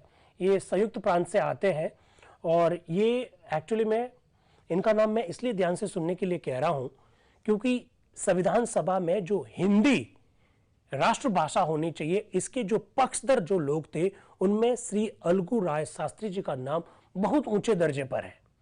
अलगू राय शास्त्री उन लोगों में से थे जो कह रहे थे कि संविधान सभा के द्वारा जो संविधान का निर्माण किया जा रहा है वो हिंदी भाषा में होना चाहिए, हिंदी हमारी राष्ट्रभाषा होनी चाहिए। श्री अलगू राय शास्त्री जी आज की इस बैठक के अंतिम वक्ता के रूप में आ रहे हैं, जो कि संयुक्त प्रांत से हैं। श्री अलगू राय शास्त्री के बारे में कुछ और बात भी बता देता हूं। श्री अलगू राय शास्त्री ने संविधान सभा के उन प्रारंभिक दिनों में ही ये कह दिया था कि जिस भारत को आजाद करने जा रहे हो आप, वो तो अंग्रेजों का भारत है, अंग्रेजों से हम लोग आजाद होने जा रहे हैं। लेकिन आपको ध्यान रखना चाहिए हमारे यहाँ पर पांडिचेरी भी है, आपको ध्यान रखना चाहिए हमारे यहाँ पर गोवा भी है, आपको ध्यान रखना चाहिए हमारे यहाँ पर दमन भी है, दीव भी है। आप लोग जानते हैं कि पांडिचेरी पर अधिकार फ्रांस का था, आप लोग जानते हैं गोवा पर अधिकार पुर्तगालियों का था। तो गजब के व्यक्ति है अलगू राय शास्त्री जी। वो कह रहे केवल हमको अंग्रेजों से आजाद नहीं कराना है, हमारे उन प्रांतों को भी आजाद करवाइए जो अन्य दूसरे देशों के गुलाम है, जैसे पांडिचेरी, जैसे गोवा, जैसे दमन, वैसे दीव। ये सब बातें तो बात आपको मालूम होनी चाहिए। ऐसा थोड़ी है कि 1961 में अचानक हमने पुर्तगालियों से गोवा, दमन और दीव ले लिया। हमारी संविधान सभा में भी इस पर चर्चा हुई है, और इस विषय पर चर्चा करने वाले पहले व्यक्ति श्री अलगू राय शास्त्री जी थे। जरा मैं लेके आ रहा हूं, जरा देखिएगा। अध्यक्ष महोदय, इस प्रस्ताव का समर्थन करने के लिए मैं आया हूं, और जो हमारे देश के सबसे प्यारे नेता पंडित जवाहरलाल नेहरू ने उपस्थित किया है। आज कोई हिंदुस्तानी ऐसा अभागा नहीं है जो आज इस सभा और भवन में बैठकर हिंदुस्तान के भावी संविधान को नहीं बनाना चाहता है। वाह! अलगू राय शास्त्री जी क्या कह रहे हैं? हमारे देश के एक प्यारे नेता पंडित जवाहरलाल नेहरू ने जो उद्देश्य प्रस्ताव रखा है, देश में शायद ही कोई अभागा व्यक्ति होगा जो इस प्रस्ताव का समर्थन नहीं करता हो, ऐसा श्री अलगू राय शास्त्री जी कह रहे हैं। फिर वो कह रहे हैं इस प्रस्ताव में कई सारी बातें कही गई है। हम जिस स्वतंत्र राष्ट्र की घोषणा करते हैं उसमें वह सारे भाग शामिल होंगे जो आज ब्रिटिश इंडिया के नाम से हैं, दुर्भाग्य की वजह से कहे जाते हैं। ब्रिटिश इंडिया इंडिया नहीं है। वाह, क्या बात कही है। उन्होंने कहा किस इंडिया की बात कर रहे हो? ब्रिटिश इंडिया इंडिया थोड़ी है यार, ब्रिटिश इंडिया के अलावा भी इंडिया है, ऐसा अलगू राय शास्त्री कह रहे हैं। वो कह रहे हैं ब्रिटिश इंडिया इंडिया भारत नहीं है। जिस भाग पर, भारत के जिस भूभाग पर आज अंग्रेजी हुकूमत है, अंग्रेजों की हुकूमत का दौर है, वह सारी भूमि स्वतंत्र भारत राष्ट्र का ना होगा। यही नहीं, ब्रिटिश सत्ता के अंदर जो भी भाग है और जो उसके अंतर्गत है वह भी स्वतंत्र राष्ट्र में शामिल किए जाएंगे। ये हमारी कामना है और इस प्रस्ताव की घोषणा है। यही नहीं, ऐसे भी अंग इस देश के अंदर है जिसके ऊपर दूसरी सत्ता का अधिकार है। सुन लीजिए, वो बोल रहे हैं जैसे पुडुचेरी, आजकल पुडुचेरी, उस समय पांडिचेरी, गोवा, दमन और दीव, ये अंग जिन पर दूसरी सत्ता शासन कर रही है वह सब भारत के अंग है, और हमारी कामना है कि वे सभी अंग स्वतंत्र राष्ट्र में शामिल हो जाएंगे। क्या बात कही है। जो पांडिचेरी, गोवा, दमन और दीव पर बात करने वाले पहले व्यक्ति संविधान सभा में कोई है तो वे श्री अलगू राय शास्त्री जी है, ये ध्यान रखना। उन्होंने कहा ब्रिटिश भारत भारत नहीं है, भारत तो इसके अलावा भी है, और जिसकी ओर वो इशारा कर रहे हैं वो पुडुचेरी, गोवा, दमन और दीव है। ऐसा आप थोड़ा सा ध्यान रखिएगा। फिर वो कह रहे हैं हमने देखा है कि हम एक ऐसे राष्ट्र की कल्पना इस प्रस्ताव में कर रहे हैं जिस राष्ट्र में अन्न, वस्त्र की कमी नहीं होगी, समान रूप से चीजें प्राप्त होगी। कभी कभी हम लोग बात नहीं करते हैं, कभी कभी हम लोग भाषण नहीं देते कि हमारे संविधान निर्माताओं के क्या सपने थे। तो हमारे संविधान निर्माताओं के क्या सपने थे? अलगू राय शास्त्री जी के इस भाषण में आप देखिएगा वो क्या सपना दिखा रहे हैं। हमने देखा कि हम एक ऐसे राष्ट्र की कल्पना कर रहे हैं जिस राष्ट्र में अन्न वस्त्र की कमी नहीं होगी, समान रूप से चीजें प्राप्त होगी, इसमें हमको एक ऐसे आदर्श की ध्वनि मिलती है जिसमें कहा गया है no each according to his needs and from each according to his capacity. क्या बात कही है, ऐसी समानता का आदर्श इसमें उपस्थित है। भागवत के अंदर जो शब्द राष्ट्र की समानता के लिए है वह इस प्रस्ताव में मिलते हैं, ऐसा अलगुराज शास्त्री जी कह रहे हैं। प्रजा की जो आवश्यकता है उसको पूरा करना राष्ट्र का परम धर्म है। राजा के व्यवहार में प्रजा के लिए समानता होगी, वह हमको इस आदर्श तक ले जाती है। इसमें ऊंच नीच का कोई भेदभाव नहीं पाया जाता है और ना रखा गया है। हमारे संविधान निर्माताओं के क्या सपने थे। 70-75 साल पीछे अपने आप को ले जाकर देखते हैं तो एक ऐसा सपना देख रहे हैं कि हमारे देश में कैसे संविधान का निर्माण होगा, हमारा देश जब स्वतंत्र होगा तो अन्न की वस्त्र की कमी नहीं होगी। और हम लोग देख रहे हैं कि आज भी हमारे देश में बहुत सारे ऐसे लोग हैं जो शाम को 2 वक्त का भोजन भी उन्हें नहीं मिलता है। बहुत सारे ऐसे लोग हैं जिनको तन ढकने के लिए वस्त्र नहीं मिलते हैं। लेकिन अलगुराज शास्त्री जिस भारत की कल्पना कर रहे हैं उस भारत में लोगों को अन्न भी मिलेगा, भोजन भी मिलेगा, वस्त्र भी मिलेगा और सभी लोगों को उनकी आवश्यकताओं के अनुसार, उनकी योग्यता के अनुसार उनको काम करने का अवसर भी मिलेगा। श्री अलगुराज शास्त्री उस भारत की कल्पना कर रहे हैं। जब कभी भी आपको बोलने का कहीं पर भी मौका मिले कि संविधान निर्माताओं का भारत क्या था, संविधान निर्माता किस भारत की कल्पना कर रहे थे, आप इस भारत की कल्पना के रूप में देख सकते हैं। इस प्रस्ताव की यह घोषणा है, इसलिए हम इसका स्वागत करते हैं और समर्थन करते हैं। इसके आगे इस बात की भी कल्पना करते हैं कि हम जिस राष्ट्र की स्थापना करने जा रहे हैं, जो स्वतंत्र राष्ट्र हमारा होगा, वह स्वतंत्र राष्ट्र इसलिए नहीं होगा कि वह अपनी सत्ता से एक पृथक राष्ट्र बना लेगा और उसकी दुनिया की भलाई और बुराई से कोई मतलब नहीं होगा। वो क्या बात कह रहे हैं, क्या गजब की बात कही है। उन्होंने कहा कि हम जिस भारत की कल्पना कर रहे हैं उस भारत का क्या मतलब है। क्या केवल उस भारत का मतलब है कि एक स्वतंत्र देश बन जाएगा, किसी गुलामी से अलग हटकर एक स्वतंत्र देश बन जाएगा और हमें दुनिया से कोई मतलब नहीं रहेगा। वो कहेगा जी नहीं, हमें दुनिया की भलाई और बुराई के बारे में भी हमको सोचना पड़ेगा। वो कह रहे हैं दुनिया की भलाई और बुराई से इसका कोई मतलब नहीं होगा, बल्कि इसमें कहा गया है कि ये महान राष्ट्र अपने प्राचीन उसूल लेकर स्वतंत्र होगा और अपनी उन्नति की आकांक्षाओं को पूरा करेगा। हमारा राष्ट्र हमारी सारी शक्तियां सारे विश्व के लिए होगी और हम सारे संसार के साथ और मानव जाति की उन्नति के एकमात्र आधार पर, एक समुदाय के आधार पर संबंध स्थापित करेंगे और इससे संसार की सेवा करने के लिए जीवन का उपयोग करेंगे। हम केवल इसलिए आजाद नहीं होना चाहते क्योंकि हम गुलाम हैं, हम बल्कि इसलिए भी आजाद होना चाहते हैं क्योंकि हम संपूर्ण मानव जाति की सेवा करना चाहते हैं। हमारा देश आजाद होगा इसका मतलब यह नहीं है कि हमें दुनिया की भलाई और बुराई से हमको कोई मतलब नहीं, हमें दुनिया की भलाई और बुराई से भी अपना आपको संबंधित रखना होगा। अगर आप लोग जानते हैं भारत की विदेश नीति की एक आवश्यक विशेषताओं के अंतर्गत यह भी है, और पंडित जवाहरलाल नेहरू को भारत की विदेश नीति का पैरोकार कहा जाता है, उसका सूत्रधार कहा जाता है, तो अलगुराज शास्त्री जी की ये जो शब्द है उससे ये स्पष्ट हो जाता है कि हमने अपना दृष्टिकोण जो संकुचित नहीं रखा है, हम मानव जाति का कल्याण करना चाहते हैं। अलगुराज शास्त्री जी की ये शब्द आपको स्पष्ट बता रहे हैं। आगे देखिए, इस प्रस्ताव के पीछे महान आदर्श है जो हमारे सामने रखा है। एक चीज जो सबसे बड़े महत्व की इस प्रस्ताव में है कि हम जिस राष्ट्र को बनाने जा रहे हैं उस राष्ट्र की स्वतंत्रता का जो अपहरण किया गया है उस अपहरण से उसको निकालकर स्वतंत्र बनाएंगे। वह जो स्वतंत्रता हमने हासिल की है उस स्वतंत्रता को हम बनाए रखने के लिए उसकी रक्षा करेंगे। कितनी खूबसूरत बात अलगुराज शास्त्री जी कह रहे हैं। फिर आगे क्या कह रहे हैं, प्रजा जिसकी कामना करे एक ऐसा राष्ट्र, और जब हम सोशल, इकोनॉमिक और आर्थिक इक्वालिटी लोगों को देने जा रहे हैं तो यकीनन वह प्रजा वर्ग का राष्ट्र होगा। वो आर्थिक न्याय, सामाजिक न्याय की भी बात कर रहे हैं, हालांकि उन्होंने इकोनॉमिक और फिर आर्थिक शब्द बोल दिया। सोशल, इकोनॉमिक और आर्थिक इक्वालिटी, यानी इकोनॉमिक में आर्थिक आ गई है, पर शायद वो हो सकता है कि फास्ट में सोशल, इकोनॉमिक एंड पॉलिटिकल बोलना चाह रहे हो, पर उनके मुंह से निकल गया सोशल, इकोनॉमिक और आर्थिक इक्वालिटी, यानी रिपीट हो गया ये शब्द। फिर देखिएगा आगे वो क्या लिख रहे हैं, वो आगे हिंदी भाषा पर आएंगे और मोहम्मद जायसी के कुछ स्टेटमेंट को वो लेकर आएंगे। मोहम्मद जायसी परिचित है, पद्मावत जिन्होंने लिखी थी, उनके बारे में भी वो बात करेंगे। वो क्या कह रहे हैं, जायसी ने एक ग्रंथ लिखा है, वो कह रहे हैं अलगुराज शास्त्री कि जायसी ने एक ग्रंथ लिखा है जिसमें वर्णन है पृथ्वीराज और संयोगिता। समझ गए ना मैं जिस जायसी की बात कर रहा हूं। वो कह रहे हैं कि जायसी ने एक ग्रंथ लिखा है जिसमें वर्णन है पृथ्वीराज और संयोगिता दोनों की राख, दोनों कब्र में है तो दोनों की राखें यानी राख, दोनों की राखें हमारी बात सुनने के लिए ललायत है। वो कह रहे हैं कि पृथ्वीराज भी सुनना चाहते हैं हमको, संयोगिता भी हमको सुनना चाहती है, दोनों कब्र में है और दोनों की राखें हमको सुनने के लिए ललायत है। लेकिन किस भाषा में? हिंदी भाषा में सुनने के लिए ललायत है। वो क्या कह रहे हैं?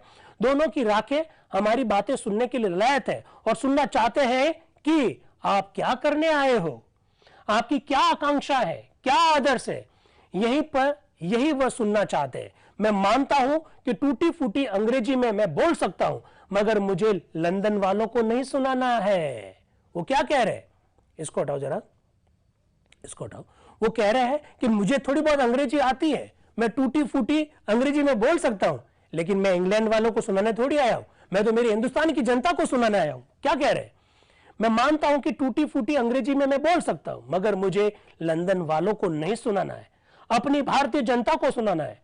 कब्रों में पड़ी हुई कितनी डायनेस्टियां और साम्राज्य दिल्ली के चारों तरफ पुराने मकबरे में वह कब्रें पूछती है, दफनाई हुई हड्डियां पूछती है, तुम यहां क्या करने आए हो, तुम क्या कहना चाहते हो? मैं ये उन्हें बतलाना चाहता हूं कि हम तुम्हारे उन्हीं आदर्शों को लेकर, जिसके कारण बहादुर शाह के बच्चों का खून हुआ, हमारे सन 1857 की क्रांति हुई, और जिन आदर्शों को लेकर सदियों से हमारी जनता के बच्चे, बुढ़े, मर्द, औरतों ने अपने जीवन बलिदान किए, आज हम उन्हीं प्राचीन आदर्शों को लेकर हजार मुश्किलात होते हुए भी आगे बढ़े हुए हैं और बढ़ते ही रहेंगे। हम अपनी इस पुनित निश्चय में दृढ़ है, अटल है, और कोई भी शक्ति, आगे वाला पन्ना लाओ ना, कोई भी शक्ति हमें अपने पथ से विचलित नहीं कर सकती है, हमें नहीं झुका सकती है। यह हमारा निश्चय है। हमारे सोए हुए बुजुर्गों की रूह है, हमें पुकार कर कहती है, उन्हें उनकी भाषा में सुनाया जाए।